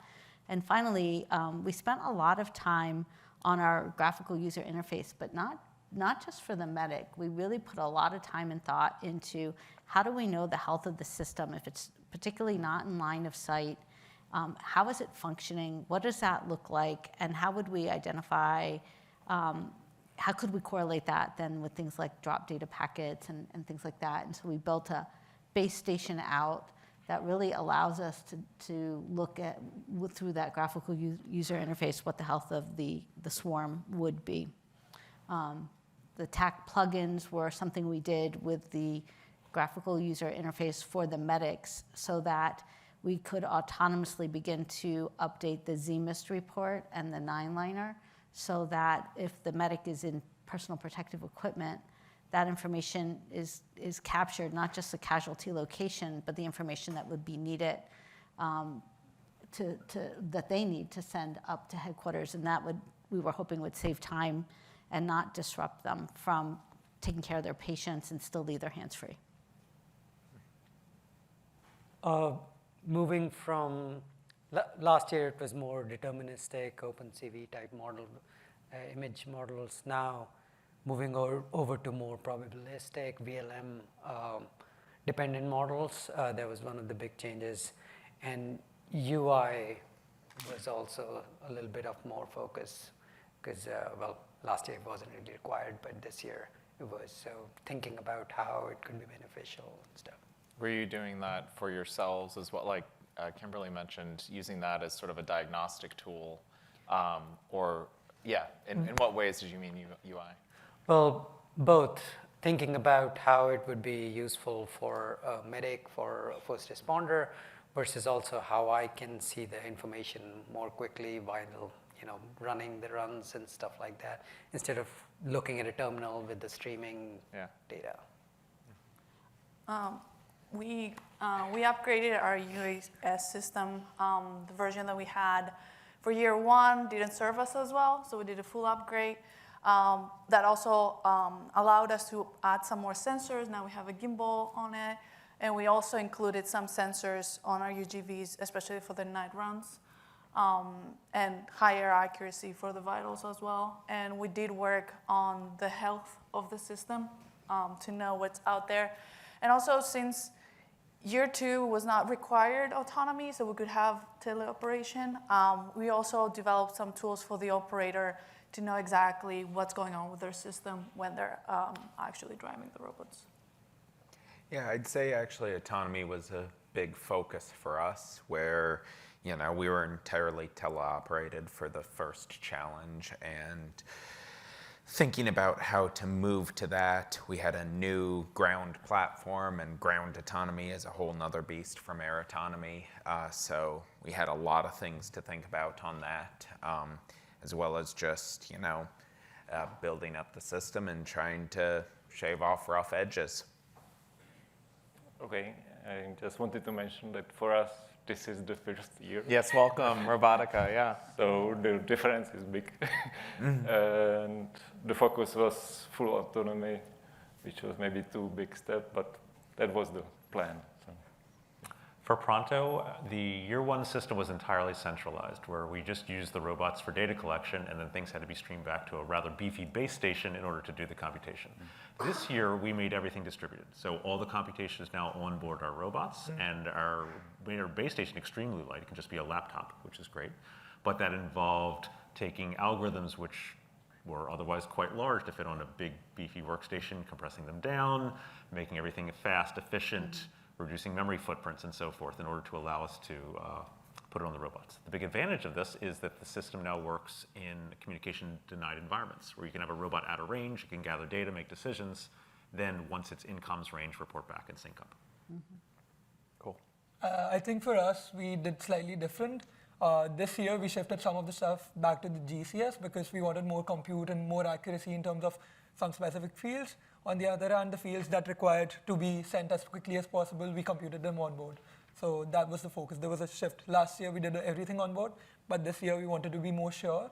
And because the scenario would be more complex as well, so we wanted to be more sure, and we were reporting certain fields after a certain time, after computing them on board. Yeah. And that wasn't really a part of year one, but I added in this year this thing after the competition, which stressed everybody out, which was, can we do this with medics? I think we missed Kevin at the front end. Yeah. So physically, we made ours taller. Everyone appreciate that. Get us a better. But our big focus was improving the accuracy of the triage algorithms, developing new models, improving. We had 2 people working on the radar, trying to get better measurement of the breathing rate, overall improving those algorithms. All right, so as we move forward, same thing for the audience. If there are audience questions, we'll make sure we get you a mic. Ben? Yeah. There was, we did the night runs this year, and so I'm curious what were the surprises there, or other interesting tidbits? I don't know that there were so many surprises. I mean, maybe we were hoping that some of the sensors we were using would work a little bit better in the dark. I think one of the lessons that we've learned is you almost have to treat them like 2 different products, right? Your daytime approach versus your nighttime approach. Not even thinking about dawn or dusk, but different data sets, different data labeling. You know what I'm saying? Yeah, absolutely. Just different domains. Yeah. Exactly. 100% we need to do that. It's a big switch to how things look in infrared.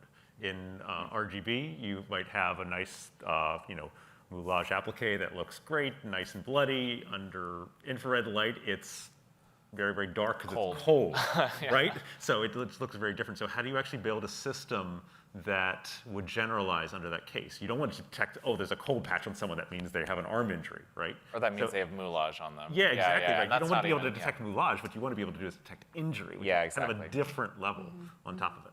Yeah. Well, and IR is also just really hard from the beginning because you have one channel. And that one channel is just overloaded 100 times. Sometimes the pavement's warm around them, sometimes it's cold. Sometimes you have a rock that's warm and next to the person, and it's just like, oh, okay, maybe that's a warm wound or something, maybe not. You have no real way of differentiating a lot of things. It's either just warm or cold often, and you get a little bit of shape, but resolution's a problem on a lot of those systems too. So you don't even have that much shape. It's a hard problem. How about navigation? Did platform navigation, did that change between day and night? Did for us. So we have additional sensors for night to enable obstacle avoidance, so we don't crash into things, of course, for safety reasons. But that requires more power, and we have less flight time. So that does impact the missions. How did that change it? So a couple people have said it's harder at night, right? And we talked about these different sensors, and we talked about we don't want to detect moulage, we want to detect injury patterns. So dig into that a little bit. Tell us what you did. How did you start to tackle that problem or think about addressing it? I got it, it's a problem. How'd you actually tackle it? Is that to me directly? Could be anybody. I mean, so we're going through testing. We're testing every single week in the dark, and we're testing different modes of capturing data to see what those outputs are and which ones we can count on for which physiological signature. We still haven't solved for heart rate in the dark. So you approached it by generating your own casualties Yes. in a lab, so you could start tackling and trying to figure out what sensors you're going to use. Every week. Every week. Every week. Okay. We did the same thing. I mean, we were out testing a lot, and I will give a shout out to our families as well, because we would go there at midnight, and we would do testing at our facilities late at night, because there's no better way than just test it, right? Right. So. Well, and that was one of the other big problems is so much of IR is environmentally dependent. Exactly. So if you test at midnight, it's different than if you test just after, sunset, and the way the scenery changes behind you with the one channel is hard to code something algorithmic. Absolutely, and Ohio climate is a little bit different than Georgia and different than Colorado. So. And it is. Another thing we did was seeing how much could we move over from the day system to the night system. So for example, could we use long exposure to get color and get it that way? The problem with long exposure is motion, right? And so one way of doing that is you've got a person there. Can you ask, the robot could ask them to stay still, for example, and hold it as still as possible while we take this long exposure. It doesn't have to be a really long exposure, a couple seconds, but is that good enough then to get these injury patterns which would otherwise be invisible? Actually, I wanted to comment that it's great that there are day and night, because like if you code and you do not finish in time, you can test the night run. So we just switch the configuration. Yeah. So many often it happened that the night was the one more tested. But the basic navigation, not the full assessment. I noticed nobody brought thermals this year for nights. Can anybody talk about that? You don't have thermal cameras, like night vision goggles, you mean? No, like thermal, like cameras on the. Yes. Yeah, so we did have, we had thermal cameras. Oh, okay. Maybe I just missed that. We've heard a lot about IR, so maybe we just talk about IR versus thermal? I think a lot of the discussion was about long wave IR. Yeah. Okay. Yeah. Okay. Okay, last year we heard a lot about individual data collects. We heard about fish blood. We heard about, how did that continue this year? So night runs, that was a lot of data collected, a lot of experimentation there. In what ways were you simulating what you expected to see at home? We did, in addition to the weekly testing, we tried to partner with local folks as much as we could. So we partnered with Virginia Task Force 1. We partnered with the Pittsburgh, SWAT teams. We partnered with folks who were going out to Defender 25. So we tried to get into as many environments as we could because I wanted to also understand how would the different networks that we would set up in these environments affect the amount of power compute and data movement with the systems that we're building. Like that was really important for me to understand. So when I say me, I mean we, like our whole team. It was important for our team to understand. So we just tried to look for any opportunity where we could participate in these sorts of exercises so we could just learn more about our systems and how performant it was in different environments. I think for us, we also did unlimited, so many night runs, so many day runs. We also partner with some folks from UMB, that they also had some high fidelity mannequins. So we tried, definitely not to the extent that we had here, low fidelity mannequins, volunteers with different injury patterns. We're also, because we're doing so much testing, our goal was also to not have any surprises with respect to our system. So when we got here, we knew some little bugs that we had, and we had a strategy for them. So if that happens, what do we do? We also tested a lot with different types of obstacles. We were kind of worried for the night run because the cars are like metal obstacles that might create communication issues. Thankfully, we didn't have any. But even if we had strategies. Okay, if that happens, what do the ground robots do? What do the UAVs do? So I think that also helped through all those testing to also know our systems and know our weaknesses and have a contingency plan. If that happens, what do we do? Yeah, I think we definitely saw improvement across the board this year in robustness. I think one of the other things that we tried to focus on was the human-robot interaction. So if, like when we were working on how do we safely, like what is the distance we can get, how close can we get and still be safe and not run over anybody, right, with our systems? Mathematically, how do we train them autonomously to do that, almost like to circle the person? But then, we were also thinking about with the responders, if our robots or our drones have X capability, then how would they interact with a medic or a team of medics? And what we came across was it might not just be medics, it could be very well just search and rescue teams. And so what that taught me was that when we use these tools for triage, we have to probably have a different graphical user interface for people who are simply doing search and rescue versus people who are medics. Because it's just as likely that a search and rescue team might use these tools as a medic. And so that was a lesson learned that we took away as well. Can you say more about that? What's the difference?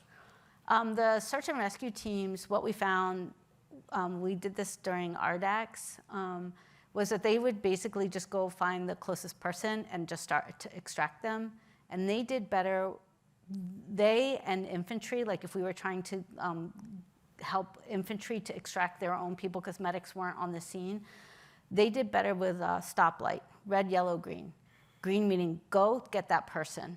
Red meaning, yellow meaning you could delay getting that person, and red meaning stop. And literally not giving them any more information than red, yellow, green, a stoplight. For the medic, it's a totally different system in their head, and they have the TAC plugins for them because they actually will do an intervention, right? And they'll focus on the pneumothorax, they'll focus on respiratory distress, et cetera. But those other guys, they're basically just grab and go. And if they see an amputation, they'll go ahead and put a tourniquet, severe hemorrhage, but just even more simple for them. So we just have to pay attention and think about that. And we also found that there were limitations, like, if we're thinking about survivability in that disaster area over time, that was another consideration we're thinking about, and thinking about like time series foundational models that could be applied once we get the heart rate and the respiratory rate, so you can see change over time. And I know that might not be an objective right now, but it's something that we're still in the back of our mind, have as a parking lot, just given some scenarios may make it hard to extract a person. Other thoughts about human-machine teaming from other teams? How you've thought about how your systems would convey information to a human decision maker? So we were one of the teams which was fortunate enough to do the medic run with them, and it was first off an amazing experience having live medics use it. We strategized with them ahead of time about how they would like to use the system, because I think that's one of the most important things that I said to my team, and I told them that the medics are the stars of the show. They're the ones that are doing the job, and the systems are designed to support them, what they need. Mm-hmm. And the biggest thing that they seemed to need was the robots to be their eyes and ears and sensors where they couldn't be, right? So we tried to keep the robots as far away from them as possible.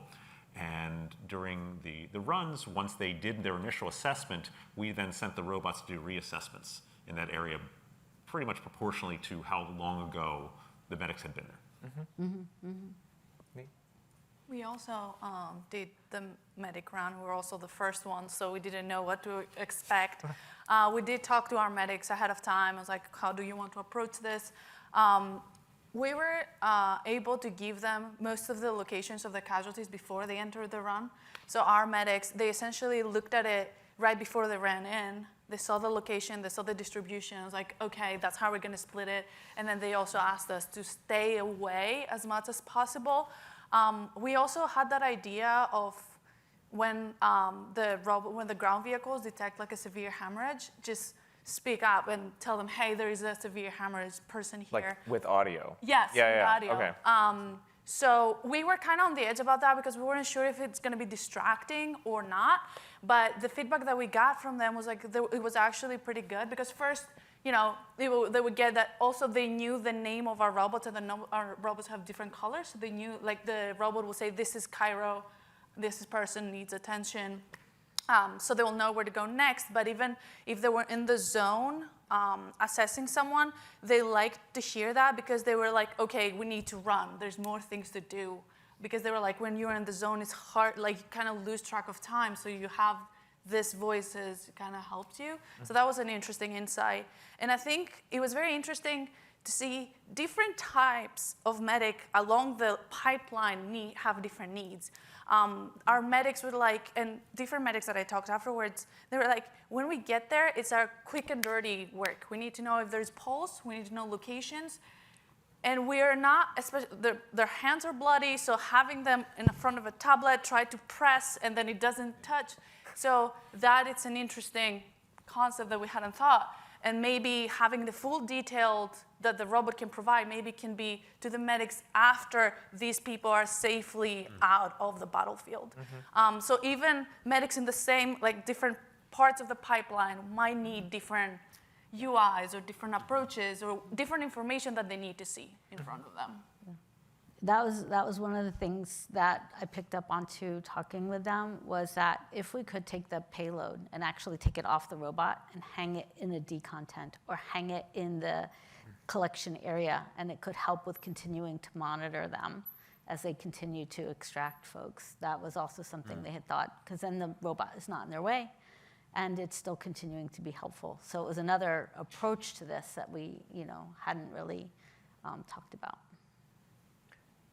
I mean, you said it perfectly, but I'll add just a little bit to reiterate feedback. We also participated in the medic run, and feedback we got from at least one of the medics was, he liked that our system was just kind of giving him data, but out of his way, right? Not it's just giving him additional information before he went into the run to know, to help him plan out his next steps. The planning. But that our platforms weren't distracting him, right? And one thing when we planned our mission with them ahead of time, they're like, we don't care initially about the details. We want to know who's immediate, who's minor, and who's expectant, right? That's what we care about initially. Let me get to those guys first, and then we can go after that more details. So we tried to focus our run on providing that kind of information to them as quickly as possible.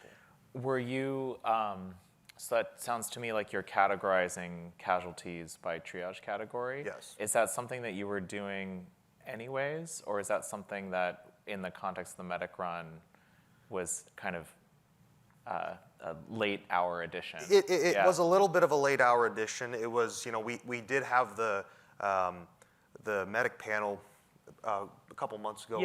When that was, like I mentioned before, so informative. And that was kind of one of the sound bites our team heard, right?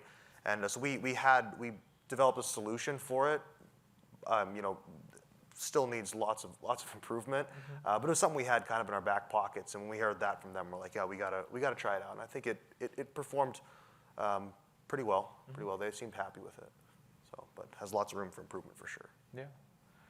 There was something that came out of the panel too, that there's different levels of information, different levels of people want. Someone on the run, someone on the ground, they just want the minimal to the point information, and someone planning the operational things and logistics of it, they want further information and they can figure out what supplies need to go and all that. So different levels of UI, different levels of information is probably going to be useful. Yeah, great. I am curious about, you mentioned, I think the, interacting with someone to say, stay still so I can get a good look. In what ways did you all approach assessing responsiveness of casualties, having a conversation with casualties? How did you think about how your system not only interfaces with the medics, but also interfaces with casualties? So I think one of the big challenges is that's UGV only. The UAV, practically speaking, I think everybody, especially on a battlefield, when they hear a UAV above them, is just going to take cover. Sure. So, for the UGVs, there's a lot of potential space there. And we just tried to keep it as simple as possible, where, we could just get kind of binary values as to how, people respond, and didn't want to get too much in depth just because, these are all very chaotic, different environments, and it becomes challenging to even, differentiate responses from people who are nearby much less, try to parse that in some way. So, just keeping it like, hey, could you speak? Could you be quiet? Etc. Hold still, very basics, move on. I think that issue of the psychology of drone warfare may be really important for us. Have you guys thought about that at all? About how to make it assured that the casualties know that you're actually there to help, especially from the UAV perspective? I mean, practically, we've thought about it a lot, and I think like the real takeaway we've, walked away with is that like probably the better bet is to just have them not know the drone's there, just because like, there could be some announcement, but like as we've seen, like when you read the accounts from Ukraine and Russia, is like that is a constant cat and mouse game where, the second one tactic is used, it's hijacked by the enemy against them. So practically speaking, like I think for that one, we just want our drone high and away, and if the patient doesn't even know the drone scanned them, it's probably for the best. Any other thoughts? I think the conversation piece there, what you mentioned earlier, is during a run, one of the actors, they scream, "What is that thing even doing? Help me!" And for a second, it was amusing, right? Some of the comments, but then all of a sudden it hits you. It's true, and the conversation part, it's helpful in getting the data, but also in calming them down and assuring them that they're being helped or something like that. And it gets harder with the drone, like Justin just mentioned, but the drone gets that bird's eye view much quicker than a UGV. So they both have their things, but the conversation really would help. And especially with the UGV, I think that's really good. I think you almost need like an offense and a defense team. Yeah.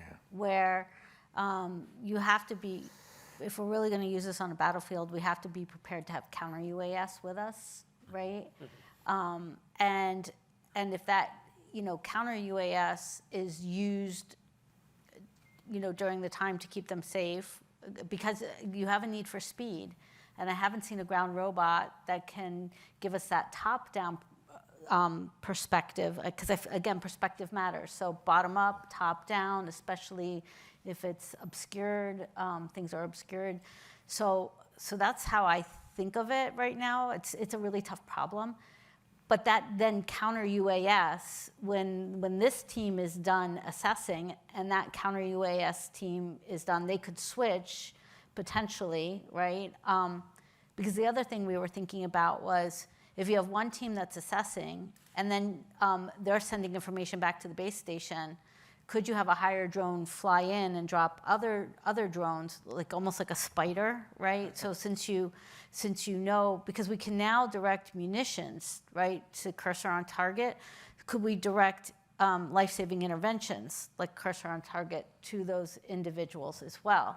So thinking about that. So yeah, it's just there's a whole lot, but I think you need offense, defense at least.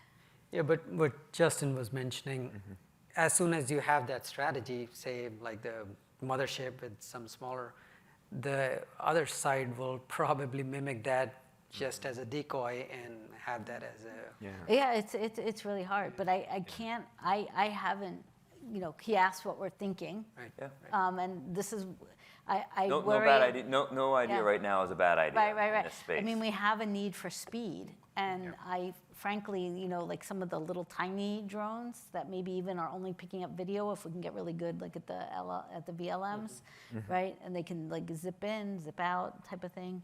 I don't know, like there's something that's really important about speed too. Platinum 10, golden hour. Yeah, for the UAVs, it seems hard to build that trust because they're far away, you can't get a good look at them. For the UGVs, it almost seems that you can start building that trust if the casualties see this UAV helping someone else and moves on to the next one. Because they see it help someone, and it's probably not going to suddenly change sides in the middle, at least at this level of warfare. But that's sort of an idea. I can't think of how you do that for the UAVs, but for the UGVs at least, you can build that trust up over time as they see it. Do you have to have both? It seems important to have both because, as others have mentioned, that top-down view versus the bottom-up view is important.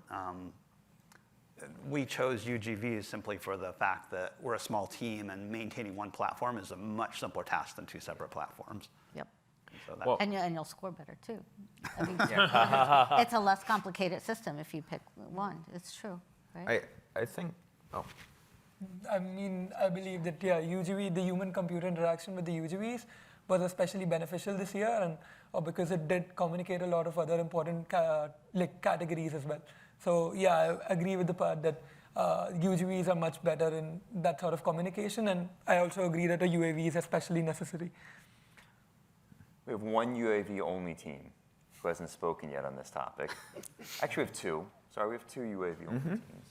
I think the more I've thought about it too, I agree with Justin in that for that initial scan, kind of being a little bit out of the way makes sense. I do think maybe you could build some of the trust if you get into it. And I think we talked about this a bit with our medic panel last night. Is if the UAVs were delivering life-saving interventions, they're delivering kits.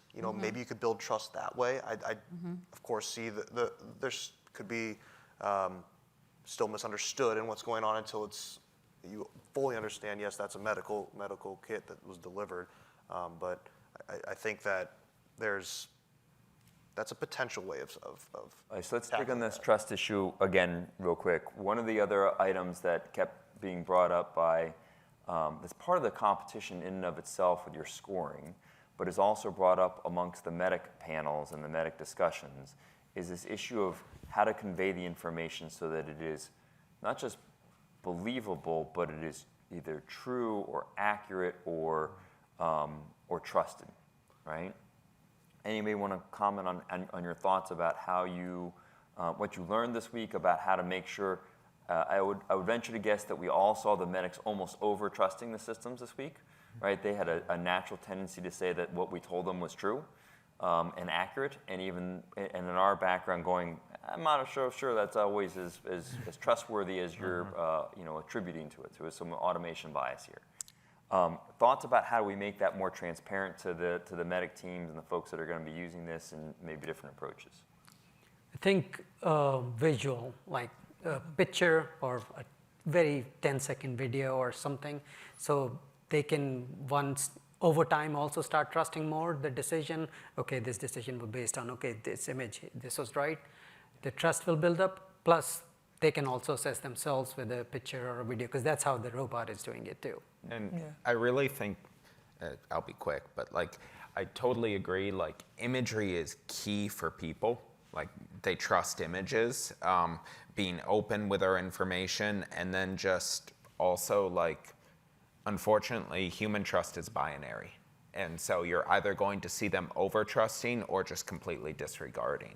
And so as long as you haven't burnt that bridge, I think over-trusting is kind of a good sign.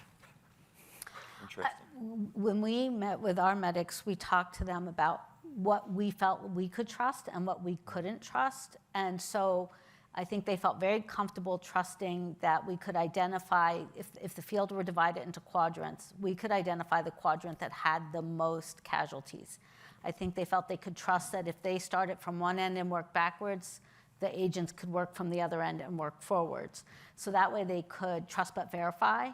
And they're moving through based off of the work process they normally have, but it might speed them up to say, we'll start here or there. So that, so I think ours went in with relative trust, which was healthy. One of the things the medics talked about a lot was that one of the key things to them was having everyone located beforehand. And honestly, I think all the systems do a very good job at that. And so just over time, medics using these systems, they will see that they do locate these people. These particular scenarios were not terribly hard for medics to locate people, but other scenarios get a lot harder. And UAVs and UJVs that go out and locate those people, and the medics see, oh, this works. That sort of learning process will really help out. And I think that's something that the vehicles are at the point right now, they can do that localization, and that's a useful thing today. I think that's a key, the exposure during their training or during when they're out there. Our medics, when we showed our robot, they were like, wow, we didn't know that the technology was there. But if it's part of their training, I think that then becomes part of their team, so they know that, okay, I can trust it to find my location, but if there's a see like vitals, I don't trust it 100%. I'll trust it if it's 0 or 100, but 0 or 1, but like I don't trust in the detail of that vital. So I think it also has to do with the exposure and how much they become part of the team. There's also a risk-benefit balance here. So for example, if you see a large number of severe casualties in one area, you are more likely to go to, because even if the system's wrong on one, you've got a bunch, and you know reliably that it can locate people, for example. Versus there's a single high-risk situation where it's a single person. Maybe in that case, that's where you might want the other information, like other supporting images or something like that. So you can verify that. Am I going to spend the time going all the way over there for one person? I'm going to verify that before I make that move. And so you start to learn the strengths and weaknesses of the system, so you can make that decision on the fly quickly. That's very interesting. Any audience question? Yep. So we've talked about this technology, offense, defense, in a battlefield environment, adversarial potential use of the same technology. I think one thing that hasn't been asked yet is ethical implications of this technology for not this use case. All this technology eventually on autonomous systems could be used for not just assessment of our own casualties, but assessment of an adversarial casualty, both for medical purposes, but also for autonomous, combat. And I think I'd be interested to hear other teams, thoughts on how this technology in the future is going to exist. So how do we develop it in an ethical way, and how do we guide, once this is an autonomous system used for medical, for combat, it's building that trust. If you know that this same technology could be used against you, that's a very tough question, and I'm curious to hear other teams' thoughts on that. So I would say that a hammer could be a very useful tool, or it could be a deadly weapon, right? We don't not create the technology to help people live because we're afraid someone will turn it around. The question might become different guardrails or things like that. There's certain, but I mean, certainly, like if you think about the viability for dual use, right? To use this for OSHA reasons, down in coal mines and industrial manufacturing. If you think about using this during a pandemic or an Ebola outbreak or, other things like that, there's so much dual use capability and goodness that could be done here. Same thing with like a car. A car could be very useful in getting you to work, but it could be a deadly weapon if driven by somebody who's drunk. So I think we have a responsibility to continue to develop the capability, but it does. Your question is a good question, right? We always have to think about how do we potentially prevent it from being used for other things? But yeah, that's historically been the case. It's like it's a question of the ages, right? Dynamite, everything. It's technology. It is like that. There's going to be someone who's going to find a use for it that is not ethical and shouldn't be done. I think that was a very eloquent answer, and I think it probably captures how most of us feel about this topic. So, but I want to put a little twist on it, and the twist that I want to put on it is kind of the information warfare, the red teaming aspect. How are you guys thinking about the risk of someone using your system to give the different information to our teams so that it might change what we do on a battlefield? Right. Right? Or if you haven't even thought about, that's okay too. But people have started thinking about some of those things. How would you How do you think about our risk here? Well, I know like at MHSRS, the discussion from the Ukrainian side often like went immediately towards trying to hide medical assets because medical assets specifically are targeted. And, you know, if there's some knowledge of, you know, hey, this particular drone or this particular system tends to mean that, you know, they're trying to recover injured, you know, warfighters, then yeah, you know, it becomes something that we need to hide. And, you know, it does give information away. Could. Yeah. I think DARPA's competition, your SABRE competition, I think it's probably in a different, not in BTO, but in one of the other research thrust areas. I would say probably it's a great idea that as that goes along moving forward, sharing that sort of knowledge that we learned from there to integrate into these types of systems would be really valuable, because there are so many areas where there are vulnerabilities along our systems. And I think right now we're focused on just figuring out the software that can work to get to the heart rate or respiratory rate in the dark with tons of movement and flailing and stuff like that, that leaning on work that's being researched in a different thrust will be super helpful to accelerate application in a field environment. I'd be partially concerned by the blind spots of the system that come up. That is, for example, maybe respiration rates, because it takes so long to sense. If we find that that's unreliable for whatever reason, and people start trusting it, overly trusting it, making decisions based on it, what we could see is kind of a shift in survivability of certain types of injuries, especially the ones that, again, the system misses or miscategorizes as something that is going to be a fatal injury, but if properly treated is not. The second thing I think there's an issue of is that medicine continually evolves. Battlefield technologies continually evolve. So I think there's also a question about how do you keep these types of systems up to date with the latest developments, making sure that they're fully apprised of how new developments could be used to save people. And that may influence how things are categorized in the future. So how do you make that kind of adjustment to the software? To the software, and can keep it continually updated.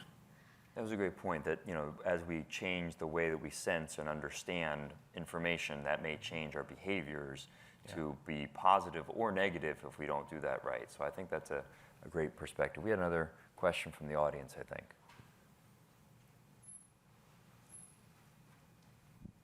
Hello. So my question was back to earlier. So with all those night tests, when I had my turn being the casualty more than once, I noticed that it feels very different when a ground robot is directly approaching you, almost like a predator, versus when it's approaching kind of off to the side, like it's walking by you and turning sideways and looking at you. I wonder if anyone's thought more about this kind of, you know, nonverbal communication of pose and arrangement, and how we should do that, especially with the UGVs, to gain more trust. Great question. Just jump right in. Okay. So there's definitely that aspect of animal-assisted therapy research out there, where they show, especially studies where they have dogs or other types of animals, cats, how they approach a human and how that motion is perceived by a human. And there are also other studies where you have not specifically like a robot that looks like something, because the dogs kind of look like an animal, but also random objects, how they move, how that makes the humans feel about how away they stay from them. So the way we approach them and how close or how far we stay, that definitely plays a role. And I think if we are to also adopt this in real life, we should think about that. And having the dog wave, put a smile on everyone's face, right? Yeah. Wave or play a silly little thing.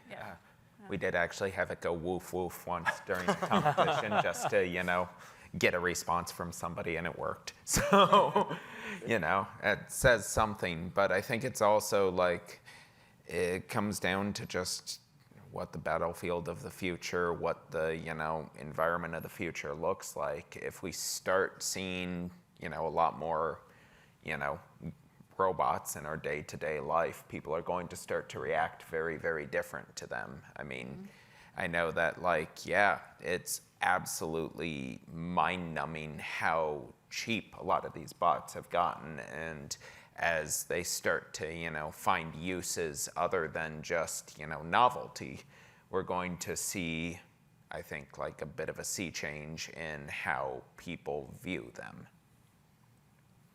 I would assume that, and maybe I shouldn't assume because that's always dangerous, but maybe by a show of nods or disagreements, if there's out there, that we would all imagine that this approach might be slightly different for the battlefield versus civilian population. Yeah. Okay, so most people are saying yes. Maybe a few that are still thinking about it. I don't know. It's really hard to guess, but hard to guess. Okay, fair. I mean, it's context dependent, right? So if you would have an active shooter in an elementary school, right, there might be one approach. 9/11, maybe another, right? And that was civilians, not on a battlefield. Yeah, sure. But so, yeah, I think understanding the psychology behind how people receive information and the cultural competency needed in that is going to be important too, because while it might become proliferative here, in other areas of the world where we might deploy them to for a mass casualty incident, it might not be proliferative. Fascinating. One of the comments that came back from our medics after our run was they kind of liked that in the background our robots were asking people to please remain calm and such. It's just that just having that kind of speaking voice to them. It's everything from picking the correct voice and the tone of that voice to what messages there are, to the other extreme where you have almost the silly robot that's waving or dancing or whistling as it's going along. I mean, that's definitely inappropriate in certain settings, right? But in other cases, it might be really, really comforting, too. If say you have like an elementary school shooting or something like that, and you send in the robots to the kids. Yeah. All right, we're in the last 10 minutes here. Any other burning questions? I've got a couple of, I was going to do some quick fire when I get the chance. So we'll start in the back and then go to the front. Yep. Yeah, Just yell it and we can repeat. Okay. You're good. I was just wondering, just based on the discussion, does the competition for the systems have a concept of a battlefield mode versus a civilian mode? Because for data, we don't really have a distinction, but for for the robots, it makes sense to have a distinction. Because I was just thinking, like, if there's like an earthquake and you have these robots come on, no one's gonna be afraid. I mean, these robots are not gonna be doing anything. But if you're in the battlefield where every day FPVs and these things are blowing up your comrades, if a medic robot comes and you're in the shock state of being injured, you don't know if this is another FPV is going to kill you, or it's so you don't have that distinction. So I think the robots have to approach a shocked soldier differently to a civilian which is not going to expect a robot to come and kill them. So I answer the question easy for the group. The answer, we don't have that distinction yet, but I think the perspective is valuable, and I think we're all starting to touch on that a little bit this year in ways that we haven't maybe in the last couple years because we hadn't started doing it yet. So definitely on the pathway that we need to be considering.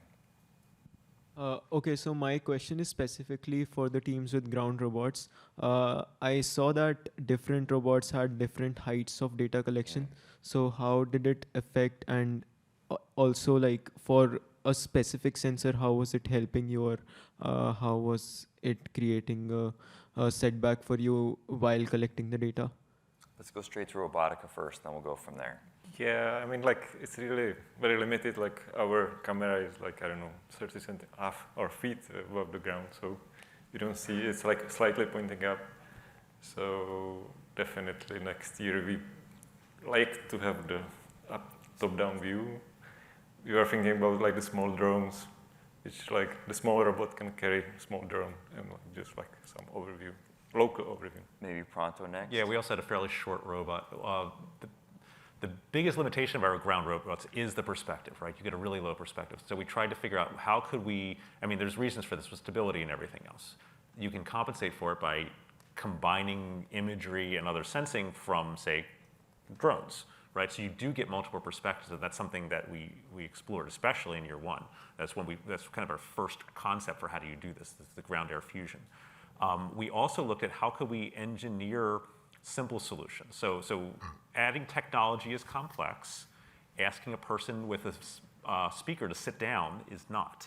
So we did that, for example. So we have a limitation. Could we have, again, the person, if they're possible to sit down, have them sit down? We get a better perspective when assessing. That doesn't work for all casualties, obviously, but in that case, that's why you have the fusion. Maybe go to Kevin next since you got tallest this year. Yeah. You got taller. Quantitatively, we're curious about that same answer. We'd like to go through and see. But qualitatively, as people are operating the robots, they choose different sensors at different heights on the mast to determine what's the best sensor to try and drive the vehicle and get it to the right spot. And so it seems likely that having multiple perspectives is likely to be the right solution to be able to best analyze it. Any burning comments from the other groups before I do a couple quick fires? I have one comment, and that is, so we did add the arm, but as we put the payload on the back of the arm, balance becomes a really big issue, right? Like if you look at Boston Dynamics commercials, you can see the dogs dancing everywhere, and they're really nimble. And in reality, in the field, once you start trying to get perception and you start adding payloads and things like that, they might be a little less nimble, less fast, less graceful. Yeah. I mean, yeah, we saw that just with a little bit of shift in the center of gravity meant that the poor thing toppled a lot more in our tests. Yeah, my husband makes fun of the robots doing this. Oh, yeah. We're close to being to the end, so I want to try to do, if I can get 2 questions out for the entire panel, I want to just kind of go down the line, and we might try to get to a third if we're lucky. But I want to understand, if you had one priority to work on for the next year, what is that priority for your group? The second one, and we'll do one question at a time. I'm giving them out first so you can think about it. The next one is, if you had one use case that you think is it's the beachhead, right? Everybody's familiar with crossing the chasm. You're going to solve this problem. You want to get that use case solved, right? How are you going to push your tech, your space into solving that use case and have it be deployed in that use case, okay? So again, next year's priority, we'll go down that one first, and maybe the first use case available. We'll just start from this end. So next year's priority. I think for us as a team, the next year priority would be focusing on the UAV, because localization is extremely important, and doing that in the first 5 minutes would be very helpful, even if we have operators for the UGVs. So yeah, UAV first. UAV. Yes. I'd have to say that probably mobility more than anything else. So wheeled ground vehicles are in many ways limited to the type of terrain they can traverse over. Can we cover a broader spectrum of that? Okay. Next iteration of like navigation, terrain mapping, and the same next iteration of the assessment medical. All right. I'd say fusing. We're getting a lot of different good measurements and some not so good ones, and finding ways to, separate those two on the ground afterwards is probably a high priority. Great. So a much more sensor space, data space problem is good. I think I would say accurate and trustworthy triage to give that to our medics. Yeah. Accurate, trustworthy triage category. Good. For me, testing, as much testing possible beforehand. What does that mean? You got to be more specific about that. Everybody's going to test. Well, I need to do more. Robustness, specifically? probably. Yeah. Sorry, what? Anything specific? Well, I never had a night test before, so seeing how my sensors would behave in different conditions and stuff like that. So you were saying the other day that we always find a way to ask enough questions for the R to pass with the medics.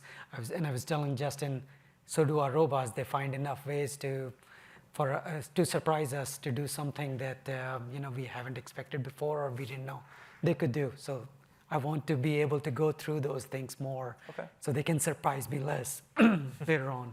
Great. Can I say 2? Nope. All right, fine. Human-machine teaming, working on that, really getting the changes made to allow the medics to interact with the system better. Okay. Algorithm reliability under motion. Oh, that's interesting. Algorithm accuracy, improving the triage algorithms. Great. Okay. And then maybe we'll go backwards. First use case. If you could solve this use case, that's the thing your technology is going to do first. I would say probably the key use case is like in a large car crash situation, because it's hard to get all the people into that small space and dealing with that. Okay. Seaburn. Okay. I think probably a natural disaster. I think we can scan areas, find people pretty quickly. Any specific one? I mean, just recent Texas flooding, I think, is a good example. Yeah, similar national disaster case, like flooding, earthquake, hurricane, that kind of scenario. Okay. I would say more like plane crash, car crash situation. I'll go different and stick with the DARPA stuff and clearing the battlefield, you know. Okay. Yeah, like the search and rescue after the earthquake. Earthquake. And large space. I mean, it's not. Actually, here it's quite small, but I mean, even bigger. Bigger. I'd probably say search and rescue after large natural disasters. I think car crashes and plane crashes would be the first. Okay. Looks like we have enough time to do the last one. And the last one was, you only get one again, right? What's the most important thing you learned this week? And I'm gonna let you just go, whoever at first, because that's a hard one to think about a little bit. So I already see a hand, go for it. It was the medic panel's feedback. They want minimal time to learn the system, like 20 minutes of maybe initial briefing, this is how it works, and just the right amount of information for them to get quick decisions. So fast training, fast learning. Specifics, yep. Efficiency of information communication. Efficiency of communication, okay. I think most critical information first. Location. Which one? Location, severe hemorrhage, and RD. All right. Teamwork. Today, this time it was a team that was the operators, but I think in the future it's the teams that are the robots. How do they coordinate and cooperate? Interesting, okay. There are more ways that networking goes wrong than goes right. All right, fair enough. I can't believe you just learned that this week. I learn it every time. All right, a few more. Confidence and calibrated thresholds. Say more.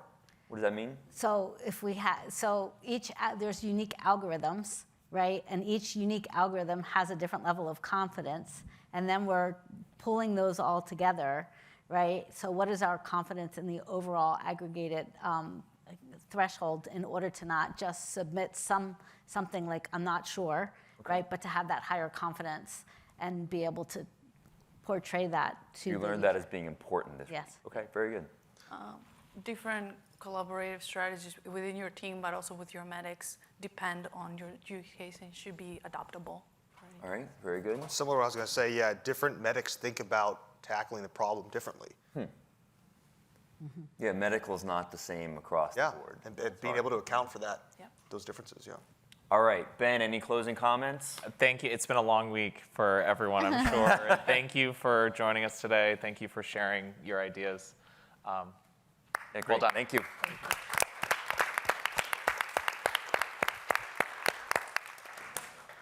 I think probably the questions that I've gotten the most this week are, what is the future going to look like? And probably the most important piece of that is where we are going next. So as we think about next year, we will be seeing you all in Texas. This will be at Disaster City. Next year will be harder. It will be more challenging. But I also hope to make it, and again, I've commented on this for a few of the folks that I've talked to, I really much appreciate and value particularly the unfunded team's participation in this kind of an event, right? The unfunded folks bring some really innovative, new, challenging ways of thinking about these problem sets that we want to encourage as much as we can to get there, but it's not necessarily fair to have that be a competition amongst both the unfunded folks and the funded teams. So we're going to try to think very carefully, and we're going to try to continue to curate and bring some of those unfunded teams along to this challenge event while also making it fair for them to compete, and then really push some of the funded teams even harder in the next year for ensuring that they're providing the right information transparently and accurately to the medics, but then also able to navigate the challenging scenarios that we know we're going to face in the future battlefield. So again, next year, Disaster City, we look like the timeline is going to be in November. We'll get the final dates. Actually, I think the final dates are out already. We have them already published, right? Got it. Yep. So all of the workshops I know online, I think the final dates are actually online for the range. When you're going to be there will be finalized moving forward, but we just look forward to working with all of you for the next year, and we'll see you at workshop number 3. Other than that, great week. Really appreciate everyone. Have a great rest of your day, and we'll see you next time. That concludes the DARPA Triage Challenge Event 2, Awards Ceremony and Seminar. Thank you for joining us. We hope to see you at the next event.